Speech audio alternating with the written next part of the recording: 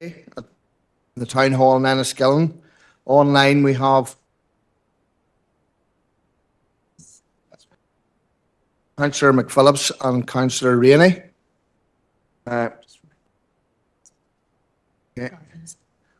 Okay, so just to remind any councillors online, you have to keep your camera on if you're going to take part. So first of all, I'm going to, before I have some items I'm going to bring in shortly, but first of all, I'm going to go to apologies. So I'm going to go to Councillor Coyle from Sinn Féin. Apologies, Debbie. Councillor Catherine Kelly. Okay, thank you. Next I go to Councillor Victor Warrington. No apologies, Chair. Thank you, Victor. Councillor Paul Robinson. No apologies, he's read shortly. Okay, thank you. Councillor Adam Gannon, SDLP. Thank you, Chair. Councillor Bernard McGrath. Thank you. Okay, thank you. And we have both our Alliance councillors and Councillor Josephine Deegan Independent, so I'll not bother going to them. Okay.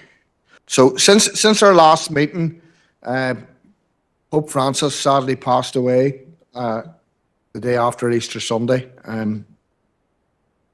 He very humble man, and he touched upon a lot of people. I'd like to thank the council staff, who very quickly, I think we were one of the first councils to have our books of condolences online opened, and I thank the staff for that. And I'm going to invite comment from anybody who wishes to make a comment on behalf of the council. So, Councillor Anthony Feely. Thank you, Chair, and thank you for letting me say a few words on Pope Francis's death. We were all very saddened here of the death of Pope Francis during Easter week. Many people in this council district looked up to Pope Francis as their spiritual and religious leader. Pope Francis was a very humble and compassionate throughout his vocation and religious life. On behalf of the party, we wish to extend our sympathies and condolences to all those who are mourning Pope Francis' death. May he rest in peace. Okay, thank you, Anthony. Next, we'll go to Councillor Josephine Deegan. Thank you, Chair.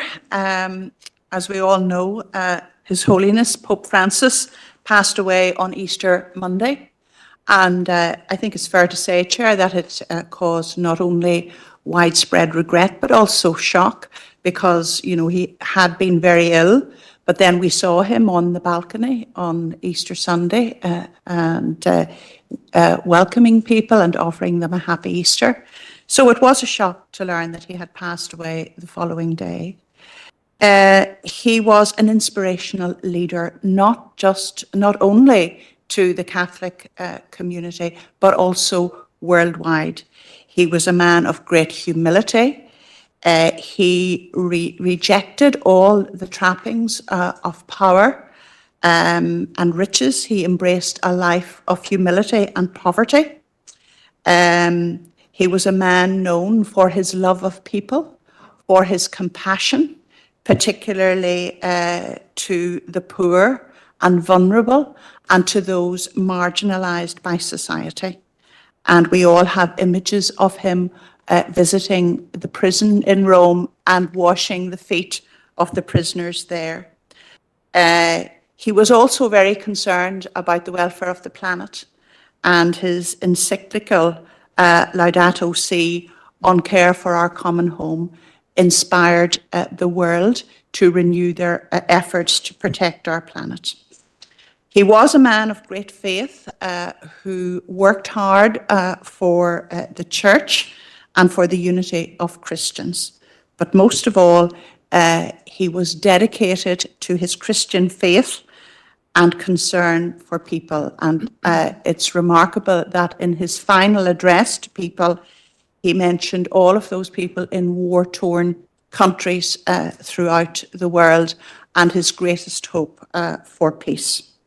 So may His Holiness Pope Francis rest in peace. Thank you, Chair. Thank you, Josephine. Next, we go to Councillor Adam Gannon.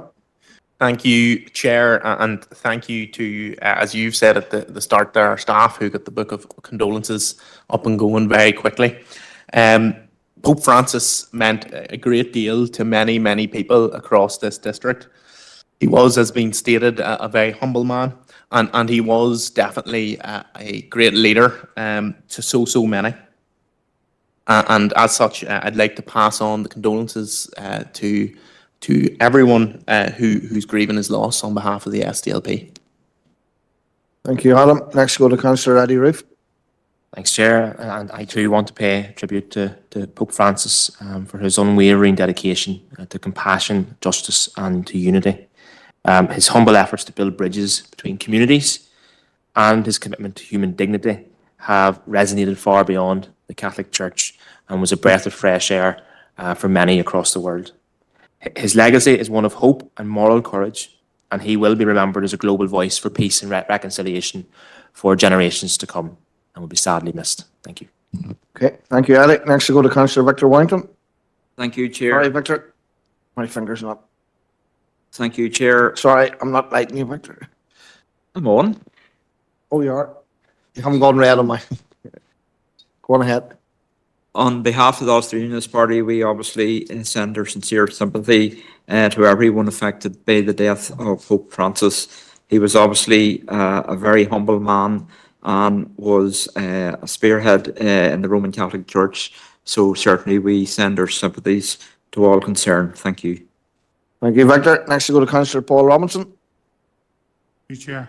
On behalf of the Democratic Unionist Party, we extend our sympathy to the Pope Francis and death of Pope Francis and to the wider family circle belonging to that religion.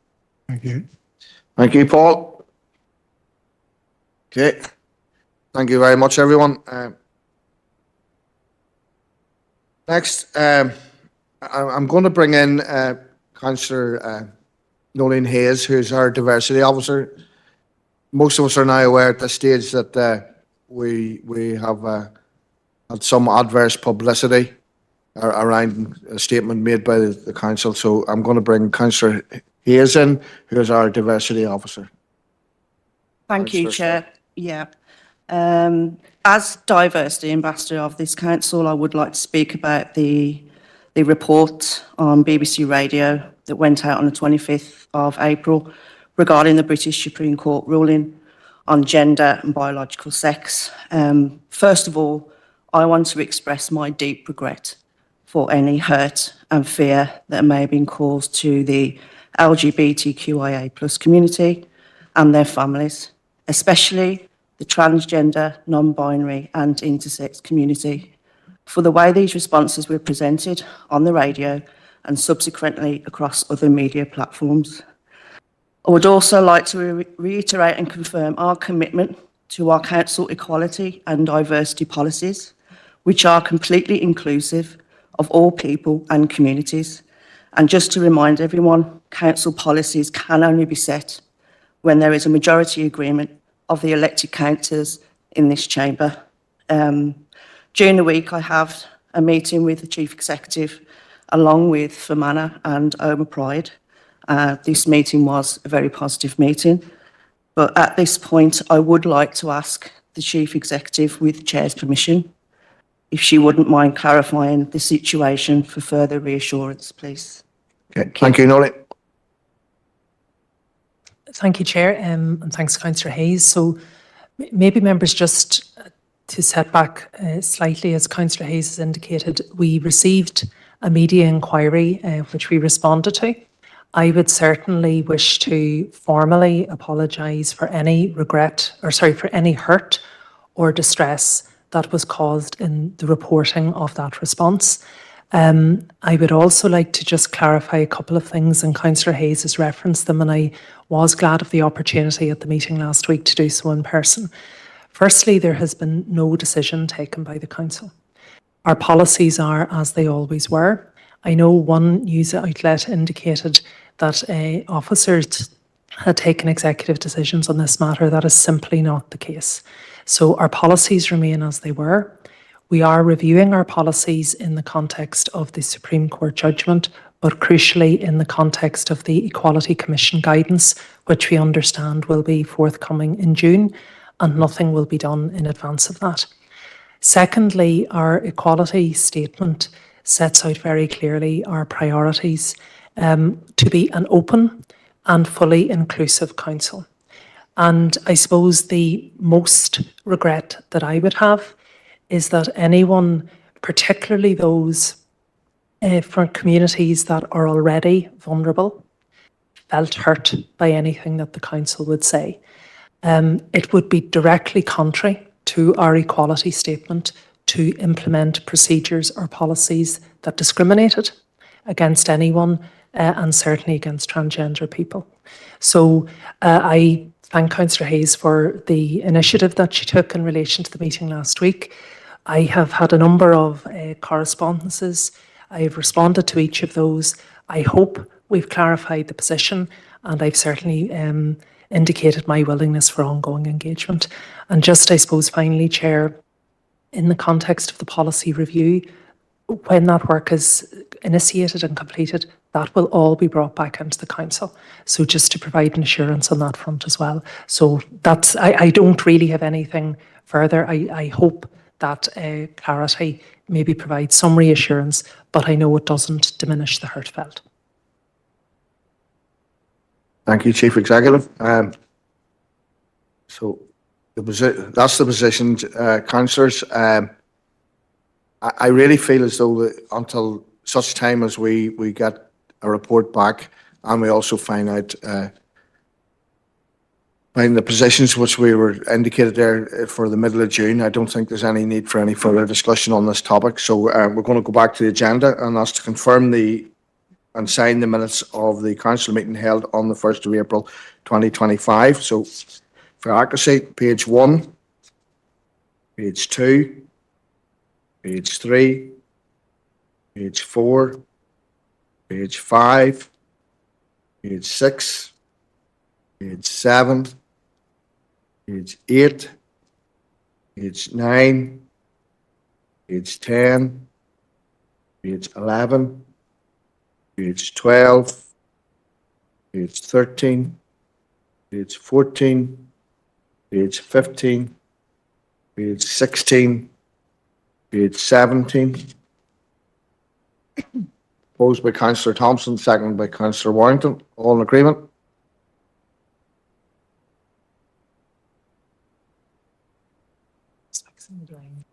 Okay. So, and then for accuracy, the special meeting held on the 15th of April in the Grange. So page 1, page 2, page 3, page 4, page 5, page 6, page 7, page 8, page 9. Councillor Robinson and Councillor Deegan. Thank you. Next we go to declarations of interest. Councillor Mahan. Chair, 5.3. Okay, thank you, David. And Councillor Ovens. Thank you, Chair. And the letters at items 20.4 and 32.1. Thank you. Thank you, Mark. And I'm not seeing anybody else indicating. If anybody becomes aware of something, they always know what to do. So, matters arising from the council meeting on the 1st of April.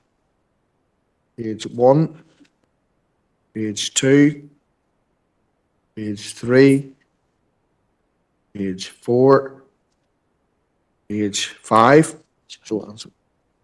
Thank you, Chair. Just in relation to page 5, the meeting with the Minister for Infrastructure.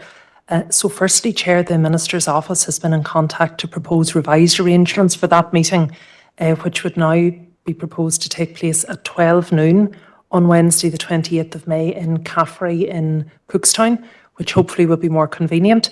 So if members are content, we would accept those revised arrangements. And also, Chair, and I know we'll pick up on this correspondence later, but the Minister has confirmed her willingness to also discuss wastewater infrastructure and the capacity issues as part of that agenda. And then finally, Chair, just to note, the pre-meeting will be held just virtually at 2 o'clock next week, the 13th of May. So just confirming members are content with the revised arrangements first, please, Chair. Okay, so Looking at a proposer and a seconder. Councillor McColgan and Councillor Hawkes, all in agreement? Thank you.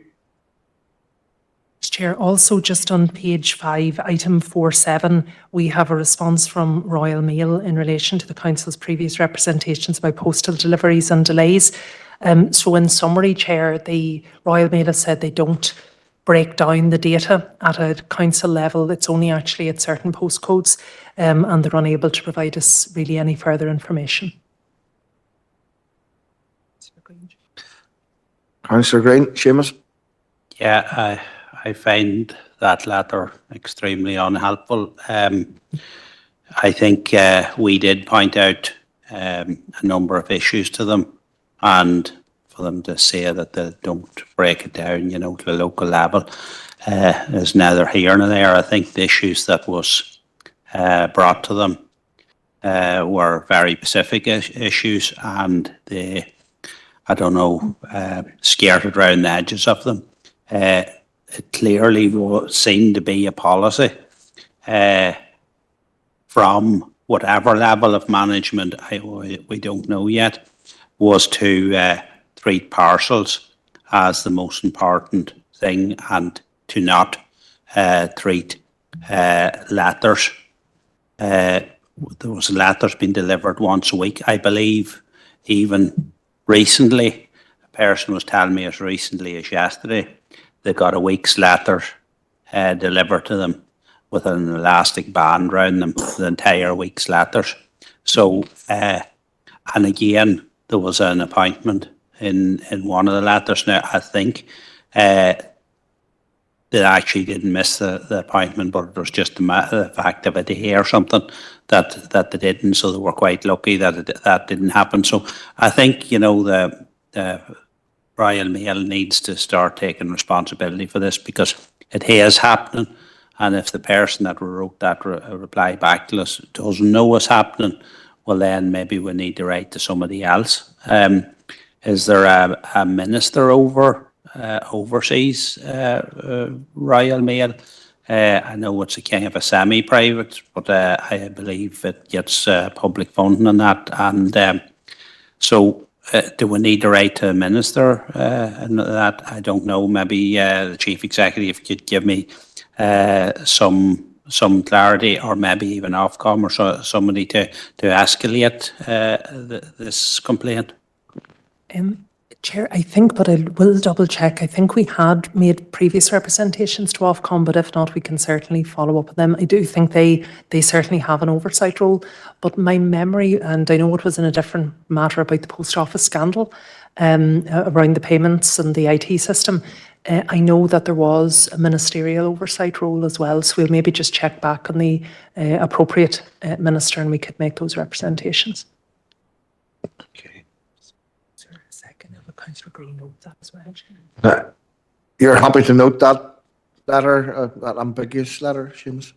If, I'm looking a seconder for Seamus's proposal. Councillor Crawford. So we're all happy that we write to Ofcom, and when we establish which department is relevant, that the suitable correspondence sent to them as well. All in agreement? Thank you.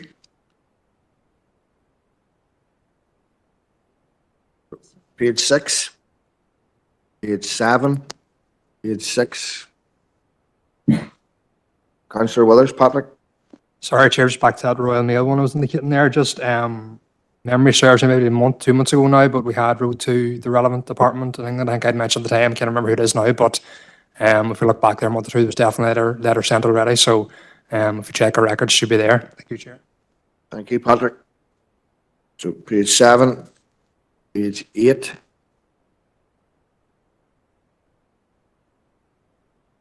Page 9. Page 10. Page 10. Sorry, my screen has frozen. Yeah, oh, there it is now. Thank you. Councillor Deacon. Yes, thank you, Chair. On page 10, item 14.2, cross-border orthopaedics waiting list initiative. So I just wanted to welcome the news that the department has announced that the scheme will recommence in June 2025, and that £10 million has been awarded for the initiative, with potential for further funding into the future. I think that this is very welcome news, Chair. This council was very concerned regarding the impact on people's quality of life of excessively long waiting times for orthopaedic procedures. So I welcome this announcement, Chair. Thank you. Thank you. Councillor McElduff. Thank you, Chair. Again, I would like to support that point being made by Councillor Deehan. This is very, very welcome news indeed. And obviously, it will allow for a range of initiatives in helping to reduce waiting lists and ensuring patients access the care that they need. Recently, I met two people in the street, two older people, and that was the subject they raised with me. They said, can you lobby for the reinstatement of that?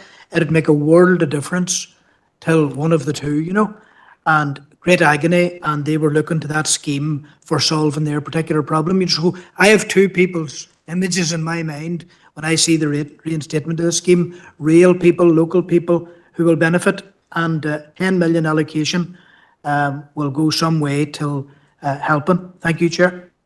Thank you, Barry. Next we go to Councillor Victor Warrington.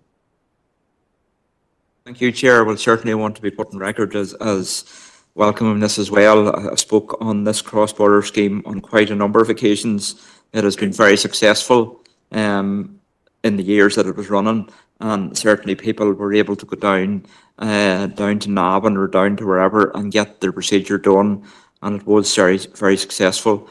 And I think it's fair to say that there's also been maybe progression muted out there on the uncommissioned theatres in the SWA, so that certainly would be good news as well moving forward. Thank you, Chair. Thank you, Victor. So page 10, page 11, page 12, page 13, page 14, page 15. Thank you, Chair. Just on page 15, item 17.1. So, as mentioned just earlier, Chair, the Minister's confirmed her willingness to include the issue of wastewater infrastructure, but also included is correspondence relevant to this subject. It actually issued following a planning committee consideration of the matter, but given the similarities to matters raised in the wider council, thought it appropriate to include it this evening.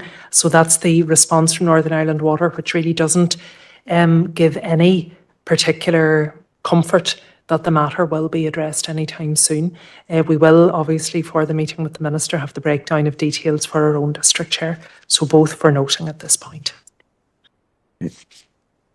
So looking at the proposer, Councillor Robinson, Councillor Thompson, all in agreement? Thank you. Page 15, page 16. 16, Chair. So thank you. So, Chair, thank you. We've received, this is in relation to item 17.4, the Railway Hotel in Enniskillen. So 2 items of correspondence. Firstly, from David Mahan Properties in relation to the Council's concerns, and noting that while they are in the process of preparing a planning application, they're unable to take any works to the building due to the ongoing work on their insurance claim. And then separately, we have a letter from the Department for Infrastructure confirming that this is a temporary solution in terms of the containers on the pavement, and that an appropriate permit and bond are in place in relation to those. Councillor Brown. Thank you, Chair. I'm happy to note the correspondence. I have to say now, I'm still a wee bit none the wiser as to why these crates or containers are actually needed. What is their purpose there? The point of raising this in the first place was the fact that these containers are actually blocking the pavement, and that is causing great difficulties for people on mobility scooters and people trying to access the town. So we're still in that position at the minute.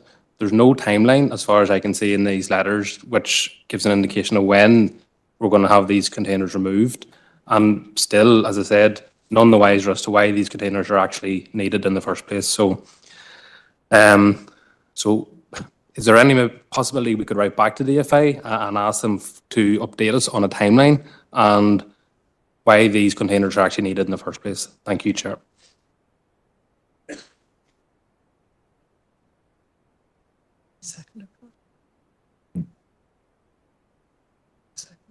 I'm looking for a seconder.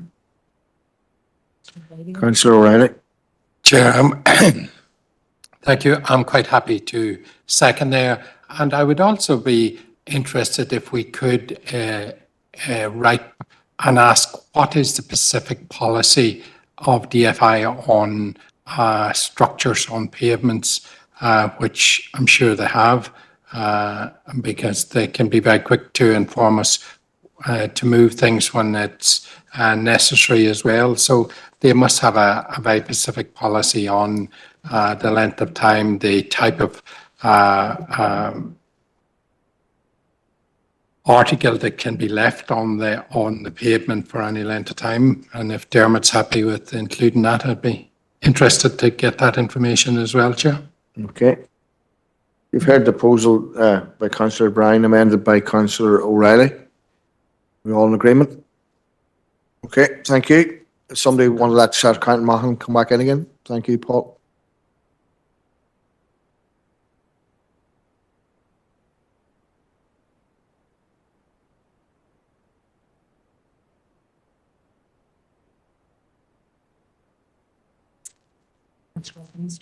Okay. Councillor Robbins. Thank you, Chair. It's the same page, but separate issue. It's 17.5, the plain pitch strategy. Chair, you'll recall I raised this under AOB at the last meeting, and subsequently, so after raising it and after hearing the director's update, that a future paper would be brought forward to RNC. I was contacted again by one of the local very interested stakeholders. And I mean, we all know the pitches strategy. It's designed to support all sports, but also particularly minority sports. So it is quite an important document. And previously, or at the last meeting, we were told there was quite an extensive an extensive engagement process carried out a number of years ago, but there's still more work to be done to the paper. So it's, Chair, if possible, if I could just press slightly. I know, I mean, not after a specific date or month even, but just, if we could get an indication tonight, Chair, is this pitches strategy to coming forward to RNC, is it 2 months away? Would it be, or is that unreasonable, or do you think, would it be before summer, after summer? It's just, there is now a little bit of interest in this. So it would be useful, Chair, if we had a broad indication of where exactly this, or really the timescale for this report being brought forward to RNC and then to Council. Thank you. Thank you. Okay. I'm going to bring in Director John Boyle. Yeah, thank you, Chair. I would imagine, and I have taken a look at it in the last month, I would imagine it will be very shortly after the summer. Now, I will try and get it before RNC, before summer, but certainly will be very shortly after the summer break. Thank you, Chair. Okay, thank you. Councillor McElduff. Yeah, thank you, Chair. Chair, I just want to point out in the context of this debate, there is a strong feeling of deficit within the GEA community, in relation to the provision of pitches in our council area. There's actually a campaigner based in North Belfast, Stephen McCourt's his name, and he regularly puts up this league table of number of GEA pitches provided by individual local government authorities. And there's a legacy issue in there, surely, but it'll be below 10 in every council area. It could be as low as 2, 3 or 4. And sometimes it's compared to soccer, for example, where there might be dozens. So any pitches strategy for Fermanagh and Omagh would want to take into account the strong feeling of deficit within the GEA community in both Tyrone and Fermanagh in respect of this matter. Now, recently I was contacted. Apparently there's a pitch development at the Bonacre, for example, and I think it's soccer, and people are saying, why is soccer getting more treatment from the council, more attention, more provision than Gaelic games, because they always point out that Gaelic games is the largest participatory sport in this council district, and they wondered, could that particular exercise involve sharing and multi-use pitch, you know. So I get it in the neck. I have to say this is one of the most difficult issues that confronts me as a councillor, and it's regularly, I would say every month. It was raised with me yesterday in an informal meeting with 6 representatives of GAA clubs, just yesterday at 4 o'clock, an informal meeting, and I tried my best, you know, to say that we're a very fair council in the way we do our business, but I keep getting this perception. So I just want that to be known, and that there is an expectation on the part of the community that any sporting provision going forward in the future, that GAA will be at the heart of it. Thank you, Chair. Thank you. Been noted. Page 17. Okay, thank you. Next we go to the special council meeting on the 15th of April. So page 1, page 2, page 3, page 4, page 5, page 6, page 7, page 8, page 9. Thank you. Right. So next we'll go to the Planning Committee held on Wednesday the 19th of March, and that was chaired by Councillor Tommy Maguire. Accuracy, page 1, page 2, page 3, page 4, page 5, page 6, page 7, page 8, page 9, page 10, page 11, page 12, page 13, page 14, page 15, page 16, page 17, page 18, page 19, page 20, page 21, page 22, and page 23. Councillor Maguire, Tommy. Or Margaret Carley, Molum Namin Turskid, and Pushti Planala. I propose the minutes of the Planning Committee, Chair. Okay, thank you. And that's seconded by Councillor Thompson. Thank you. Matters arising. Page 1, page 2, page 3, page 4, page 5, page 6, page 7, page 8, page 9, page 10, page 11, page 12, page 13, page 14, page 15, page 16, page 17, page 18, page 19, page 20, page 21, page 22, page 23. Okay. Next we go to the reconvened planning meeting on the 26th of March, again chaired by Councillor Tommy Maguire.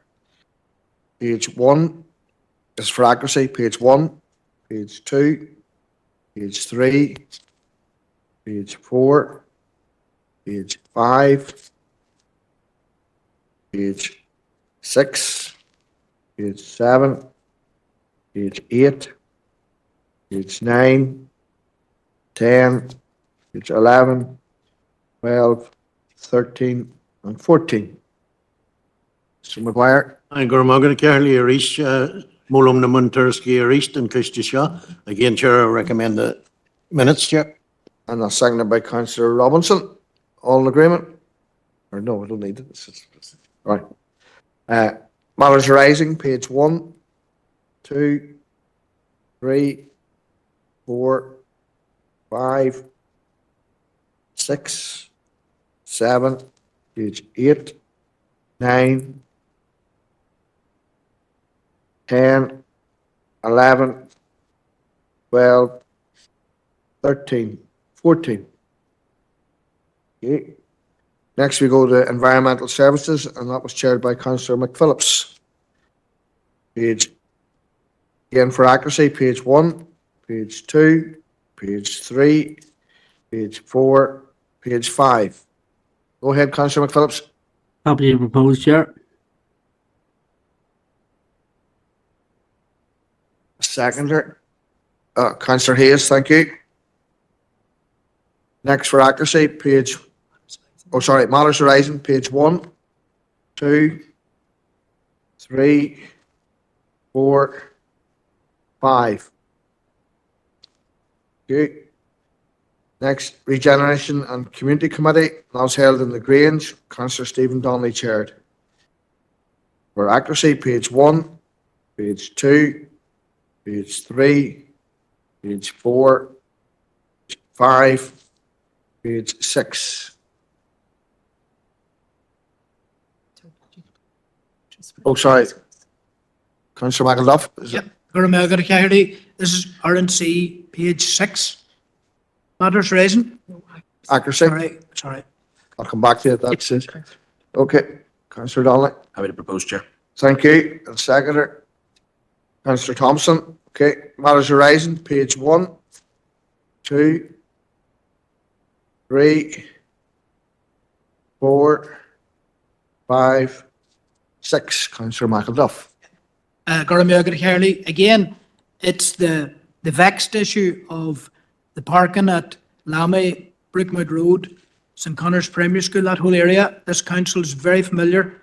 So just hoping that there's some progress towards the convening of that roundtable meeting, because we do know that the Department of Education has one initiative in their minor works programme that might contribute towards a solution, and it's about trying to accelerate that, and it's about trying to make sure the voices of the people are heard. So just, is there any indication yet as to when that might happen? Thank you, Chair. Chair, just a reminder, I know there has been dialogue, but these would now be action, those following this evening. So we do recognise the urgency, and I know there's been dialogue in the background. Yeah. Councillor Warrington, are you getting in early for the next? No, I'm just taking on board what the Chief Executive's after saying. I'll not say too much on this issue. Then it's just on the Ardoin, the parking at the Ardoin. I came out there, can't remember what night it was at the weekend anyway, and the place was an absolute just stop. The amount of traffic that was out on the main A4 again. So I think it certainly is something that needs to be highlighted and looked at sooner rather than later. Thank you, Chair. Thank you. Next, we go to Policy and Resources, and that was chaired by Councillor Warrington on Wednesday the 9th. So, for accuracy, page 1, page 2, page 3, page 4, page 5, page 6. You're happy to propose, Victor. Seconded by Councillor Deacon. Matters Arising, page 1, page 2, page 3, page 4, page 5, page 6. Thank you. Next, we go back to the Planning Committee, again chaired by Councillor Tommy Maguire, and this one was held on the 16th of April in the Town Hall. So, page 1, page 2, this is for accuracy by the way, page 3, page 4, page 5, page 6, page 7, page 8, page 9, page 10, page 11, page 12, page 13, page 14, page 15, 16, page 17. Sir Maguire. For Margaret Caherly, I guess Molum the Munterski Arish. Again, I recommend the minutes, Chair. Thank you. Seconder, Councillor Thompson or Councillor Robinson. Thank you. Matters Arising, page 1, page 2, page 3, page 4, page 5, page 6, page 7, page 8, page 9, page 10, page 11, page 12, page 13, page 14, page 15, page 16, page 17. Thank you. Next. So now we're at item 19, which is to consider a report on the call and decision taken on the special meeting held on the 15th of April. Thank you, Chair. So, Chair, I've sent out and included in the pack for members. Firstly is the overall report, which I'll summarise, together with a copy of the call-in received and a copy of the correspondence that I sent to members confirming that an admissible call-in had been received. So, as the report sets out, Chair, we agreed a number of decisions at the Special Council meeting held on the 15th of April in relation to the proposed redevelopment of Fermanagh Lakeland Forum. And then I received a valid or an admissible call-in on the 24th of April. So in relation or accordance with standing orders, this matter is now referred to the Council for further consideration. In terms of the process, the members who submitted the call-in or a member of their behalf shall be invited to address the meeting and shall have voting rights. And in terms of the decisions available to the Council, members may refer the decisions for further consideration by a committee where the subject matter of that decision falls within the remit of the committee. They may support the decisions or they may overturn the decisions. And this is a call-in submitted under 41(1)(a) of the legislation, which would indicate that the decision was not arrived at after a proper consideration of the relevant facts and issues. And then just in the remaining parts of the report, Chair, set out the various implications in relation to the decision, the work undertaken to date. And then finally, it's just recommended that the Council considers the call-in under section 41(1)(a) in accordance with the procedure detailed in the report. Okay. Okay. So first I'm going to Councillor Warrington. Thank you, Chair. Well, on the 15th of April, this Council made the decision to proceed with the redevelopment of Fermanagh Lakeland Forum at the staggering cost of 70 million, a financial burden that will weigh heavily on our ratepayers for many years to come. The decision was taken amid widespread public concern, particularly about the imminent closure of the current facility. Our residents now face the real prospect of being without access to the forum for a minimum of 3 years. That is 3 years without a vital public service resource, 3 years without a swimming pool, and 3 years of disruption to our community's health and well-being. While consultations were held in 2019 and 2022, we must question the transparency and clarity of those exercises. Would the public response have been the same had it been explicitly clear that the forum would be closed for at least 3 years and that the redevelopment would carry a £70 million price tag? We believe not. Those of us who attended the public meeting in Enniskillen were left in no doubt as to the depth of concern among our constituents.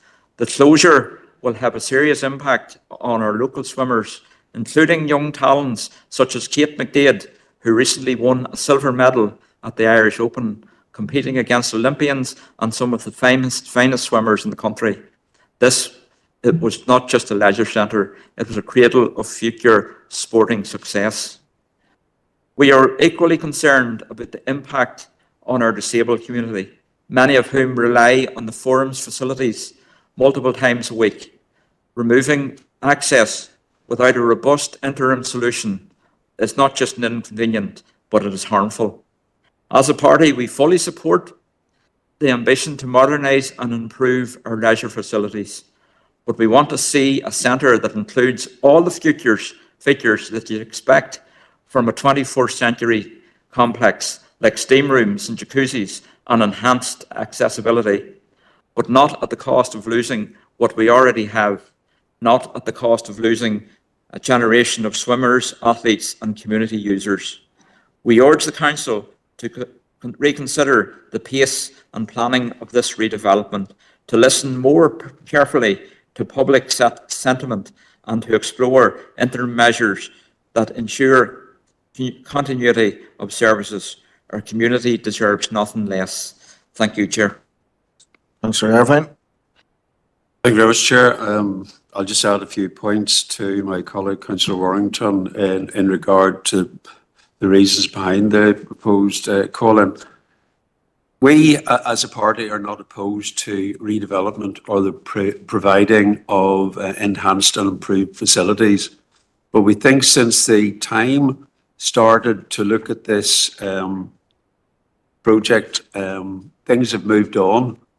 And whilst we have found in our discussions at the Special Council meeting that the Council officers revisited the consultation and they revisited the options appraisal with regards to the site, I feel that circumstances have moved on and that reconsideration should be given to one, where the development actually should take place, two, whether we should actually go for Passive House or whether we should go back to Briam Plus, because the price tag attaining to and attaching to Passive House is actually a premium cost. And I think it was highlighted at the Special Council meeting that it's a premium of 4 to 5 million. And the third thing, I don't think we as a council and members have fully considered the impact that this single project is going to have on all our other capital projects, both small, medium and large, over the next 10 to 15 to 20 years. We've heard actually that the project from an affordability point of view is affordable. And I appreciate that on the face of it, it is. We have substantial reserves. We can borrow internal borrowing and external borrowing. But the problem is that we're going to be levying our ratepayers over the next 45 years, over the lifetime of the project, a substantial sum. We haven't really fully explored the impact that that borrowing and that draining of our reserves is going to have on our other capital projects. And we need to actually bottom that out and find that out. And that's why we were asking for a standstill and a revisit rather than going headlong into this project. Thank you very much indeed, Chair. Okay. So, Councillor Maguire. First question would be, have we had legal opinion on the call-in, Chair, or to the Chief Executive? And was there any issues raised by our legal advice in relation to the issues raised within the call-in? Chief Executive, go ahead. Okay, no, thank you, Chair. I'm conscious, I think Mr. Kingston's on the call, but just to confirm, Chair, yes, we did receive legal advice, so the call-in is admissible, and there was nothing presented in the call-in that would give cause for concern from an officer perspective. All matters identified in the call-in have been very fully considered at all stages.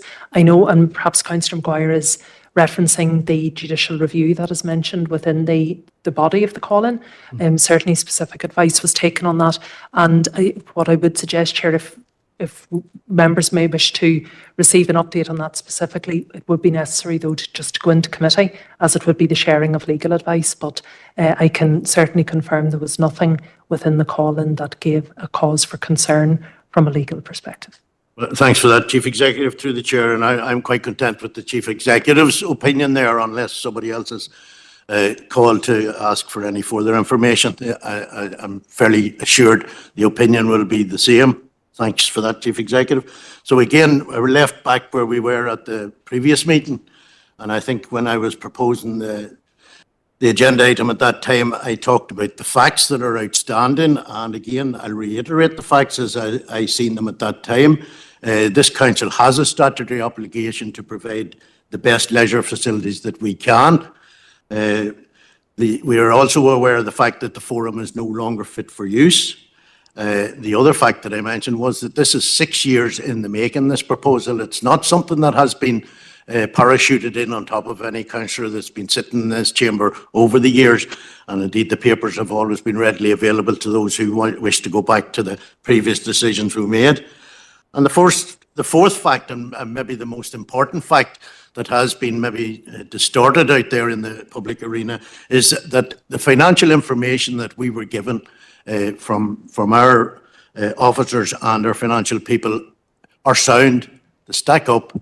And as the Chief Executive said previously, if this opportunity isn't taken now, there's a £20 million bonus, certainly, which would be lost. So with that, Chair, I'm quite happy to propose that we go ahead. Sorry, there is no proposal. Oh, you it's either, just you either go with the call-in or you go against it. Well, I'm certainly against the call, and thank you. Okay, thank Chair, you. good man. Councillor Green. Yeah, thanks, Chair. I suppose a bit like what Tommy was saying there.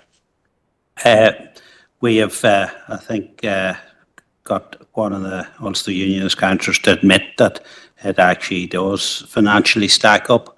But just to go on that, it seems that the Ulster Union seems to be against any borrowing being done.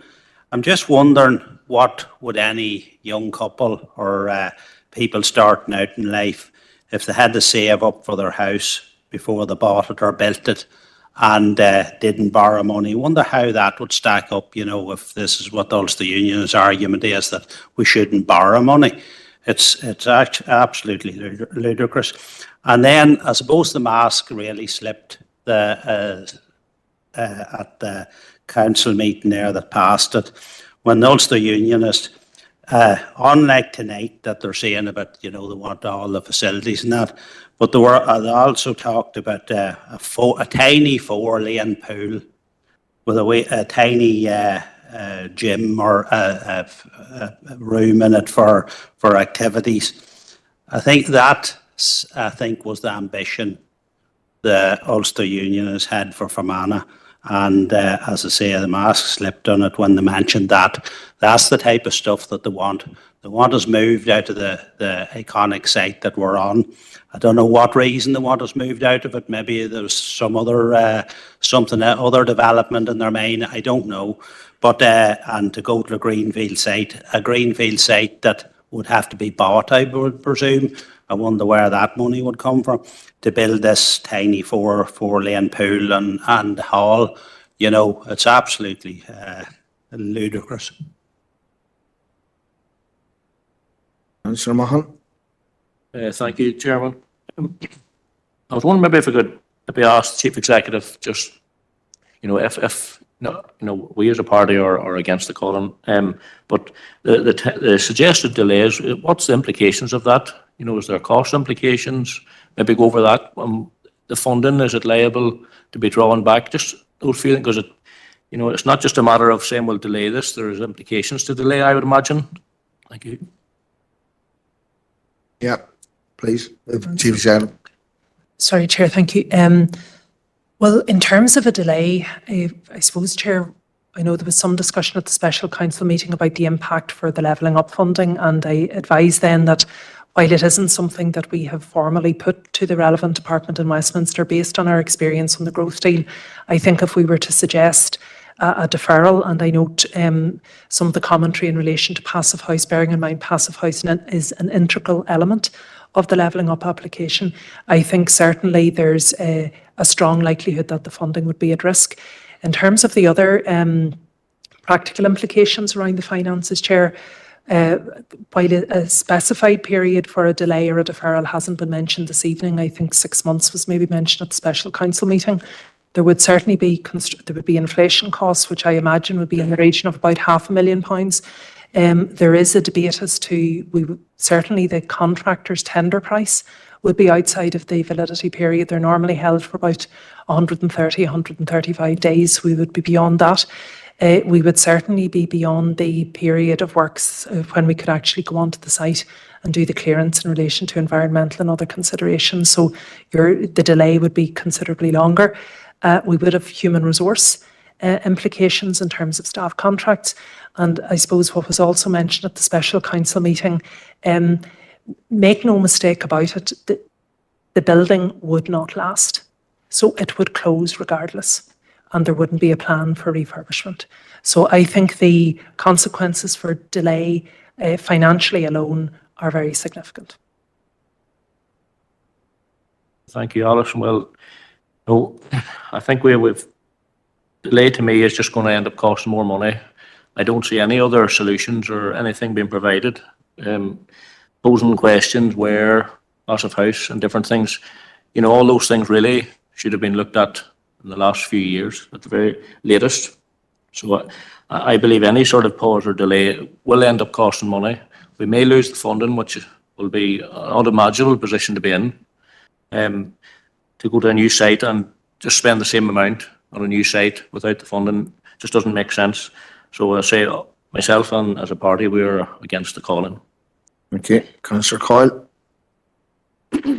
Thanks, Chair. Yeah, Sinn Féin are against the calling as well. And just to balance it out a wee bit, I've also been in contact with disability groups, and many of some members of groups that I'm aware of went down to the forum on the last day to thank the staff, and sent me a text to say that the leisure centre, the Leisure and Wellbeing Centre, would be fantastic, that they think it is worth the wait, and to thank, and it will be a lot more accessible. Thanks for all your hard work as councillors to get it passed. So, people are not all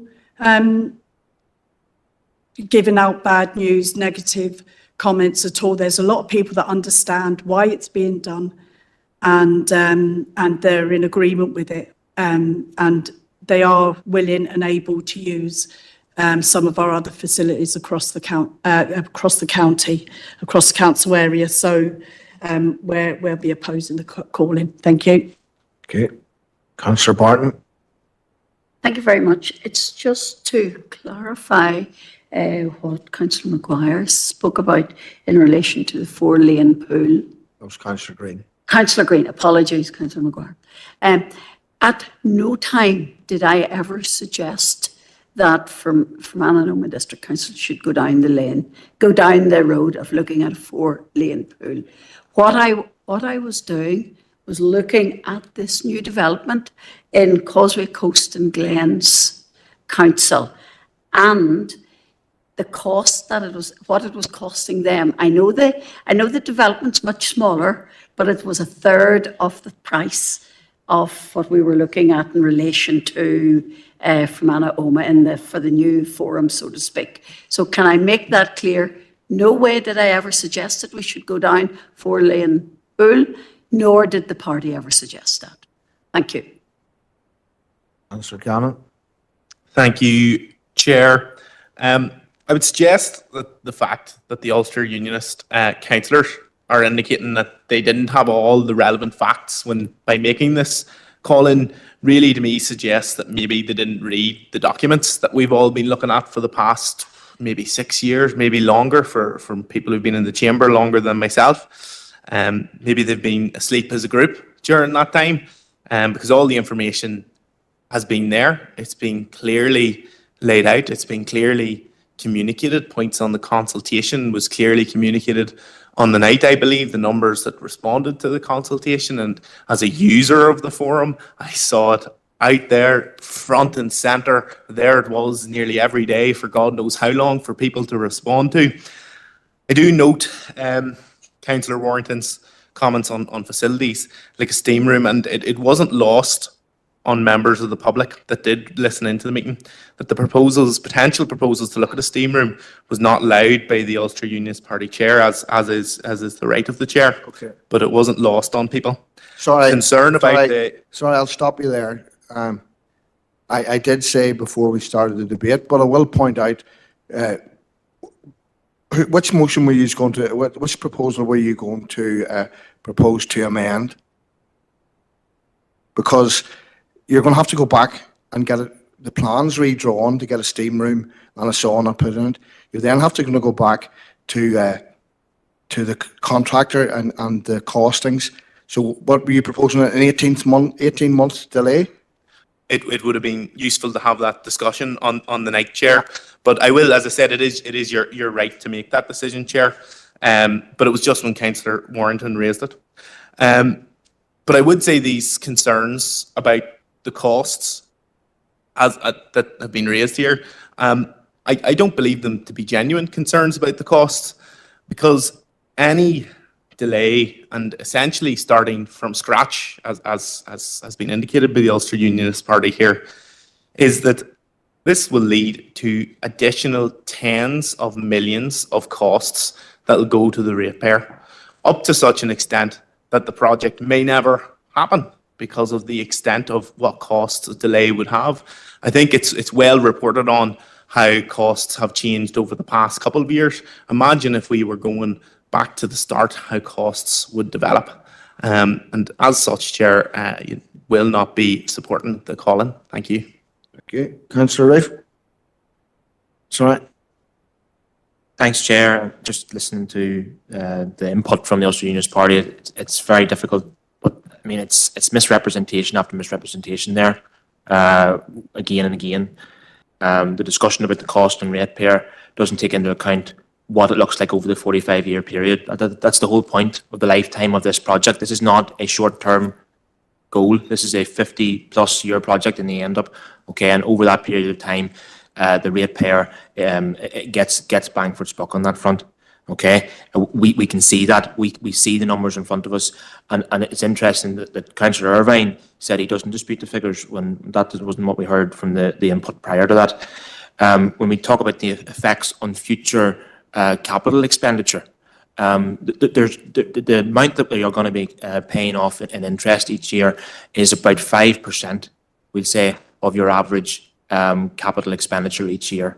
Okay, there's not going to be an impact, it's been negligible impact on capital expenditure. So to say that is an impact over the next 10, 15 years, as was said tonight again, is just simply incorrect. The public will be misled over multiple months, and as a result, the party got what they wanted.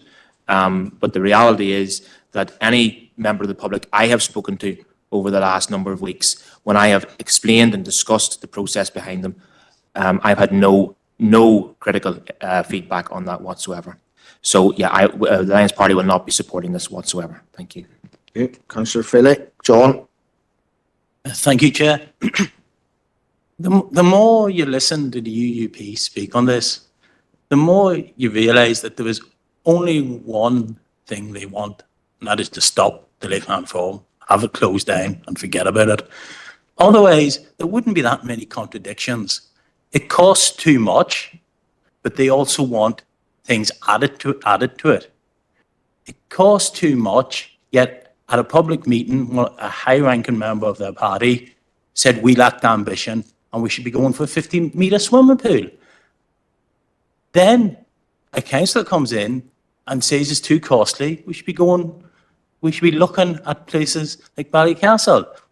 And maybe she didn't explicitly say it, but the only way you get a £17 million leisure centre is if you have a 4-lane swimming pool, a hall, and a couple of changing rooms. So you just listen, and all it is, it's delay, stall, and stop. And I was chatting a man a few years older than myself that has a long memory, and he reminded me and told me to look back at when the Lakeland Forum was originally built. The money was totally funded that time in the 70s from Belfast. It wasn't going to cost the ratepayer a penny. Yet one party in Fermanagh objected to it. It was the UUP, surprise, surprise. I actually went back, looked through some old issues of the Fermanagh Herald, and he was right. They said that even though it was being totally paid for, it was going to be a burden on the ratepayer over the life of the building. They didn't want it in the 70s. They don't want it now. That's the one thing that's clear. Why they don't want to provide leisure facilities for the residents of our council area, I don't understand. But I do understand that they don't want it. No doubt about it. We're spending too much, but we want a 50-metre pool. We're spending too much, but we want steam rooms. We're spending too much. You know, it's false and we can see through it. You just don't want it. Councillor Collins. Thank you, Chair. And I hadn't really planned to speak on tonight or on this issue tonight. I'm happy if the other members want to hear me speak on this. I'll speak on this issue every meeting for the next 2 years or for as long as I'm on this council, because ultimately this decision, that if it's not reversed tonight or if this call-in isn't supported tonight, this decision, as Councillor Irvine says, is going to cost every local family, every local household, every local business financially. It's going to cost them in the pocket for the next 45 years. And that's a matter of fact. That was relayed to us by several council officers in meetings past. And to simply dismiss that and say, oh, no, this is entirely reasonable. Well, I'd like you to talk, and I know a number of Sinn Féin councillors in particular were at that public meeting in Enniskillen only a couple of weeks ago. I mean, if people didn't get their eyes opened at that stage, I don't know what it is going to take. But Chair, I suppose, I'll start by saying it is a little bit, genuinely it is disappointing that other councillors and other political groups haven't used the last number of weeks to actually try to read themselves into a bit more of the detail on this. And I appreciate that, we were railroaded with over 800 pages of detail with only a few days' notice. And I genuinely suspect, in all good faith, that a number of councillors, and even tonight, some of the remarks that have been said, I genuinely believe a number of councillors did not read those 800 pages. In fact, I'd be quite prepared to bet on it. The inaccuracies, the sheer level of inaccuracies that have been raised again tonight, I don't know how to describe it other than just deeply, deeply disappointing. We've had councillors stand up in public meetings and even in chambers like this and say the forum's going to close in 6 months, 3 years, or 3 months, 6 months, and 12 months. That's clearly not the case. Those councillors obviously didn't read the outline business case that said it may close within the next 15 years. But anyway, Chair, all I'll say is members urgently need to open their eyes to this scheme. There's obviously also a difference in opinion or understanding of what affordable and affordability is. I do not believe for 1 minute an increase just to service this one capital project of 4.54% in 2 years' time is not significant. That's clearly significant, and it's clearly going to have a big and significant impact on local households and local businesses. Chair, Councillor Mahan made the point of, why wasn't Passive House talked about before now? I remember raising Passive House a year and a half ago. I remember asking the question, was the 20 million level up funding entirely dependent on Passive House? I never got a clear answer to that, because I suspect the council didn't even ask the UK government that. There's lots of smoke and mirrors going on in relation to this. Councillor Irvine made one of the most important points of all tonight, I think, in terms of, obviously financially there's big issues, service users there's big issues, but we also need to keep our eyes wide open now to the fact that a significant number of projects and possible new projects are going to be lost out as an result of this. There are things that this council should be doing, but simply won't have the money to do, because we have invested so much time, so much capital, 3 minutes, into this project. And Chair, if I could just end with one very brief question, and it was a question that I was asked recently. The public consultation report on the public consultation, both 19 and 22, were they published online? Thank you. And if so, could they just be, if someone could send it to me? Thank you. And finally, I'm going to Councillor Withers. Yep, thank you, Chair. Councillor Evans referred there to the sustainability of the Lakeland Forum in its current state. Now, again, he must have had a different meeting than I was at last month, but the meeting I was at, clearly the Director, John Boyle, had said that was the case, that the forum was not sustainable for the next several months, and at some stage it was going to become a case where it was not repairable and couldn't be opened. So I just asked for clarification again from the Director, Mr. Boyle, who made that comment that night, to just clarify those remarks, because Councillor Evans seems to be confused tonight again. Thank you, Chair. Okay. So first of all, I'm going to bring in Director John Boyle. Chair, thank you. Just in relation to Councillor Withers' remarks, I think at the meeting on the 15th, I gave very clearly indication of the faults that were currently happening and those faults that happened in the last 3 months since January of this year. There is absolutely no doubt that both from a structural point of view and from a mechanical and engineering point of view, is that the Lakeland Forum is not sustainable in the medium term, not alone in the long term. Is it going to be 6 months? Is it going to be 12 months? I can't honestly say, but I can tell you one thing: it will not be beyond it. Thank you, John. Next, I'm going to bring in, sorry. John just might want to comment on the consultation report. Oh, yeah, Chair, yes, just Councillor Ovens mentioned the consultation report. There was extensive consultations and, you know, some of them were highlighted at the 15th, the major consultations that took place in 2019 and 2022. No, I don't believe they were published online, the results of them. And I can say, no, there is no responsibility on the council to publish the results of the consultation. But there is nothing in there. There's nothing in there that, and I think all the outcomes of that consultation were reported, or the highlights of that consultation, of both of those consultations, were reported at the meeting on the 15th of April, and clearly show the level of support for the redevelopment of the Fermanagh Lakeland Forum at all occasions, and we are talking in the mid 80% of support for the total redevelopment of the Fermanagh Lakeland Forum.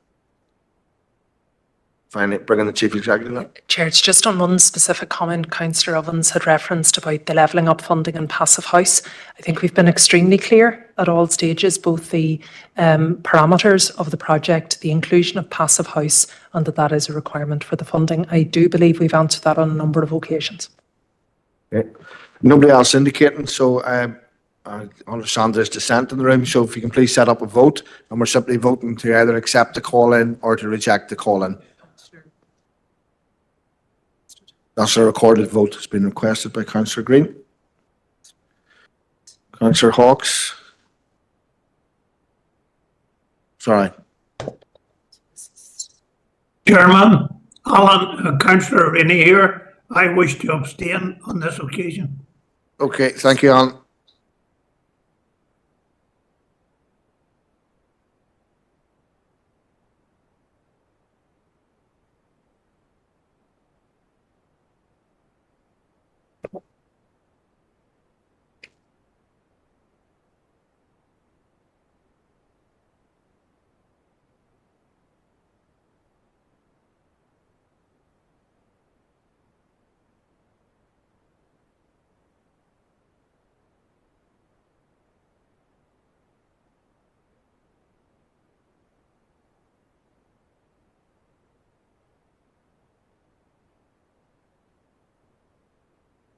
Setting it up. It's the vote's just being set up. Yeah. Yeah. Yeah, it's just setting up. Right. So we'll maybe take a break after this. There seems to be some problem with the IT. Yeah, it's great.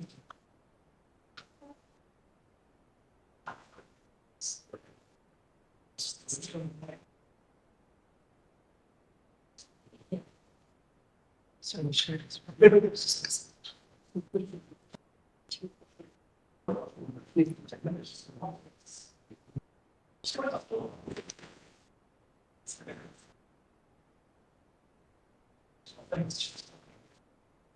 just taking a minute to reboot. That's all that's happening. Sorry.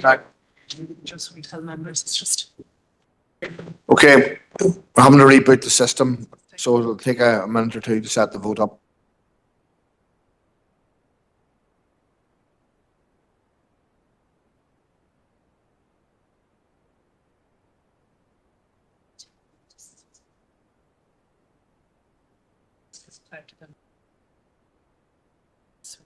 I think that's a slide chair.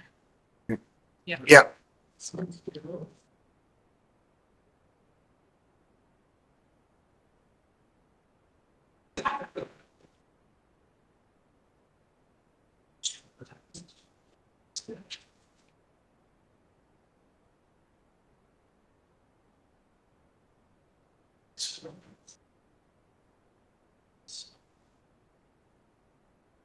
See the numbers quick on this. 6 against or 6-4. 20. Gosh, that's what I didn't.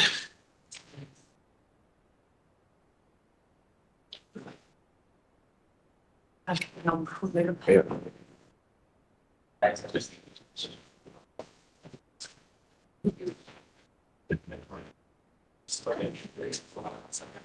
It's 24. Sorry? 6-4, 24 against. I think that's what came off. It's gone off the Yeah. thing, right? 24, and then we have 1. Yeah. 6, right? It's Okay. Okay. Sorry, Colette. Chairman have to maybe do a roll. Is that okay? Because we're having a difficulty. Okay. Coming across. Sorry. Okay, our screens are flicking on and off up here, so we're not able to register the votes. So we're going to have to do, so it'll go back to, as a recorded vote, we'll be going back to the old system. So whenever you hear your name, yes, no, or abstain, thank you. The WebEx votes have recorded, they're on a different system, so they'll be saved.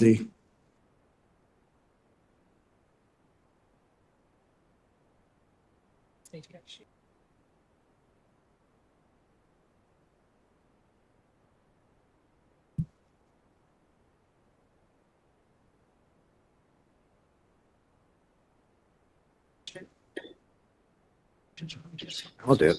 So this is in alphabetical order, so we're starting off with Councillor Barton.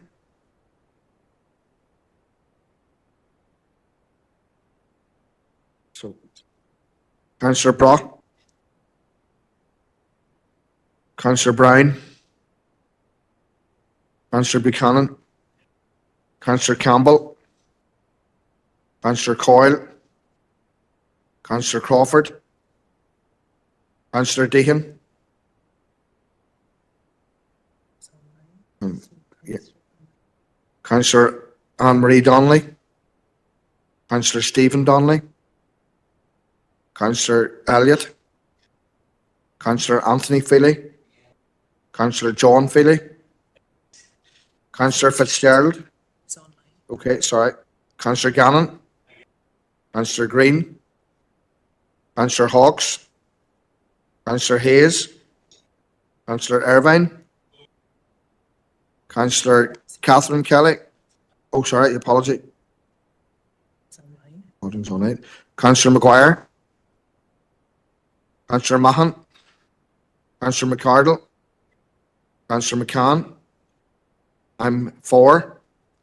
Councillor McColgan. Councillor McElduff. Councillor McGrath. Apology. Councillor McNulty. Councillor McPhillips. Online. Councillor O'Reilly. Councillor Ovens. Councillor Rainey. Online. Councillor Robinson. Councillor Roof. Councillor Thompson. Councillor Warrington. Councillor Withers. Keith.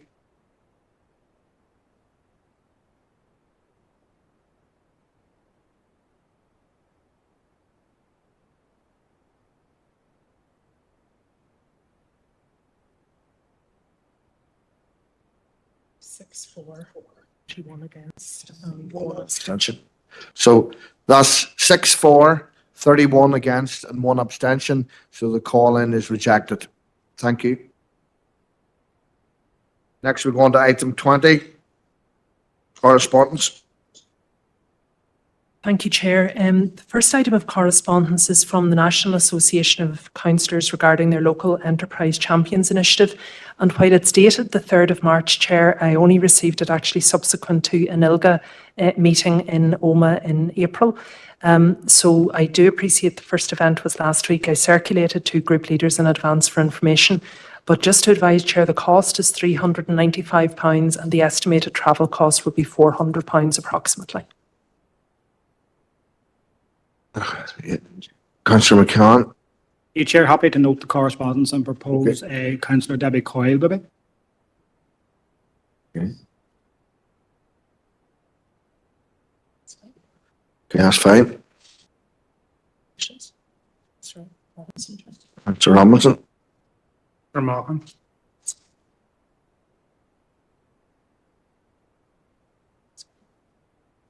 Okay, thank you. Second Okay, Chair, happy to be here. Yep, so the next item of correspondence is from Mid-Ulster District Council, and it's in relation to a motion recently adopted by the Council. Chair, a number of the items identified in this is really regarding school bus safety and children in particular. The Council had made previous representations on, albeit it would be certainly well outside the 6-month period. Sir Gannon. Thank you, Chair. As indicated by the Chief Executive here, this is something that we've discussed before. I think it was Councillor Green might have been the last councillor to bring something on this, if I'm right, and it's still very relevant today. So just I would like to propose, obviously to note and then propose that we write to the Minister of Infrastructure and Education signalling our support for this motion and requesting that the issues made a priority as laid out in the correspondence. Chair, thank you. Thank you. Councillor John Philip. Thank you, Chair. Yeah, I'm happy to second the proposal and for us to write to the ministers. Also want to draw attention to point 4 as well, undertaking any additional measures within our council area that in the meantime before these regulations might be passed, of what we can do, probably through the PCSP, but also working in partnership with anyone involved in road safety. If we can save just one life through these regulations and this safety work, it's going to be well worth it. Okay, and Councillor Green, Chairman. Thank you. And yeah, this has been brought up in the chamber numerous times by myself and other councillors. I would be strongly in favour of this as somebody who drove a school bus for 27 years. I seen firsthand just how dangerous it is when children are getting off the bus, and it's not good enough for the legislators to lay the responsibility on the school bus driver or on the child not to run out from the back of the bus into oncoming traffic. It should be a responsibility when the bus is stopped and the flashing lights is on, that is the same as a red light, and I would fully support this. We have, I think, written to different ministers on this over the years, and I think it's something that really should be done. I think it would save lives. It would be the one measure that would save lives, and it puts the responsibility onto the other drivers when they see a school bus with flashing lights to stop, so that it's not on the responsibility of the child not to forget where they are or not to forget that they're crossing a busy road. It would be on the other driver. So I would be fully in support of this. Thank you, Sims. All in agreement? Thank you. 20. Thank you, Chair. The next item then is a response from the Minister in relation to the Council's concerns about gritting of rural roads, and in particular maybe the late or non-placement of grit piles. So the Minister has advised in her response that her understanding is that grit piles were in place, and we've been asked to encourage members of the public or reps to make local departmental staff aware of it. And then they just set out the general salting schedule arrangements, particularly for A-class and associated roads. Seamus, Councillor Green. I'm just laughing to myself at this response. I presume the Minister has been told that is the case, that grit piles has been left out, and that they be left out for no later than November. But as we all know, and especially anyone that lives on high ground like myself, the grit piles were still being put out in February this year. It is absolute. I know of very few of them that was put out in November. I was still ringing even after the really bad weather. I think in end of January, early February, I was still ringing to get roads grit piles put out on them.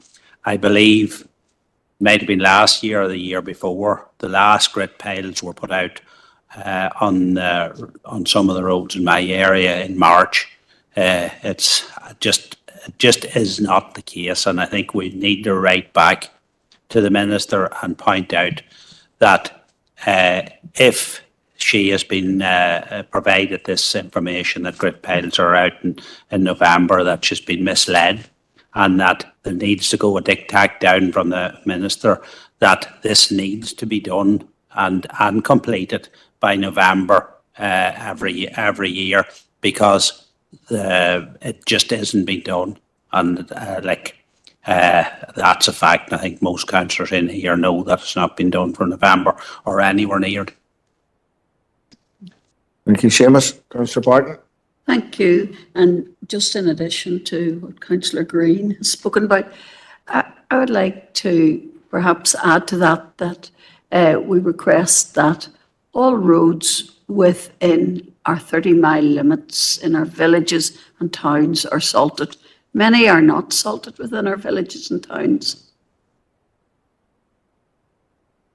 Within the 30-mile limit. Okay. Thank you, Rosemary. Are you intent to include that in, Councillor Green? Thank you. And you're seconding, Rosemary? Yep. Yes. Thank you. Thank you. Is everyone agreed?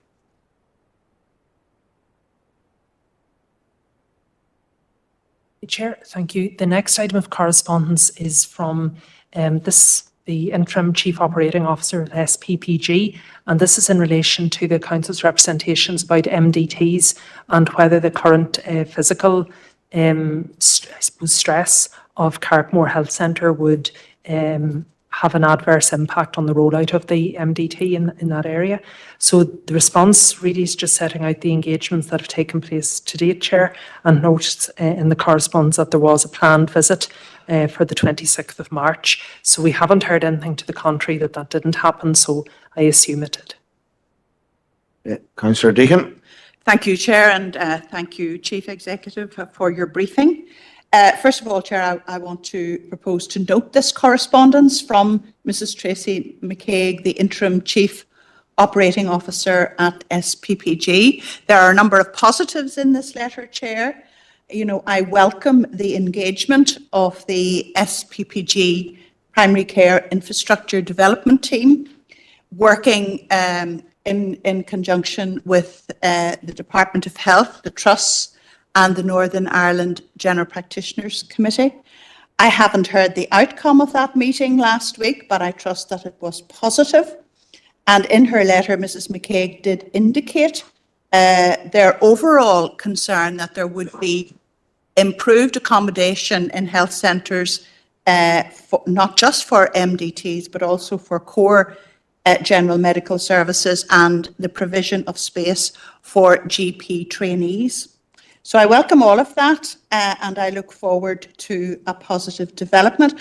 But Mrs. McCaig did say that the accommodation would depend, that the project proposals would be subject to a business case approval, and also looking at the Department of Health overarching future capital plan. What the letter didn't do, Chair, was answer the question which we put to them, which was seeking clarification on whether the lack of accommodation would delay the rollout of the MDT teams. We anticipate, Chair, that these teams will be rolled out hopefully in the autumn, and there is no doubt that lack of accommodation will delay this very necessary development for Carrickmore. So I would want to propose that we write back to Mrs. McCaig, just voicing our concern that this accommodation be expedited, that it be put on the ground as soon as possible to facilitate accommodation for members of the multidisciplinary team. Thank you, Chair.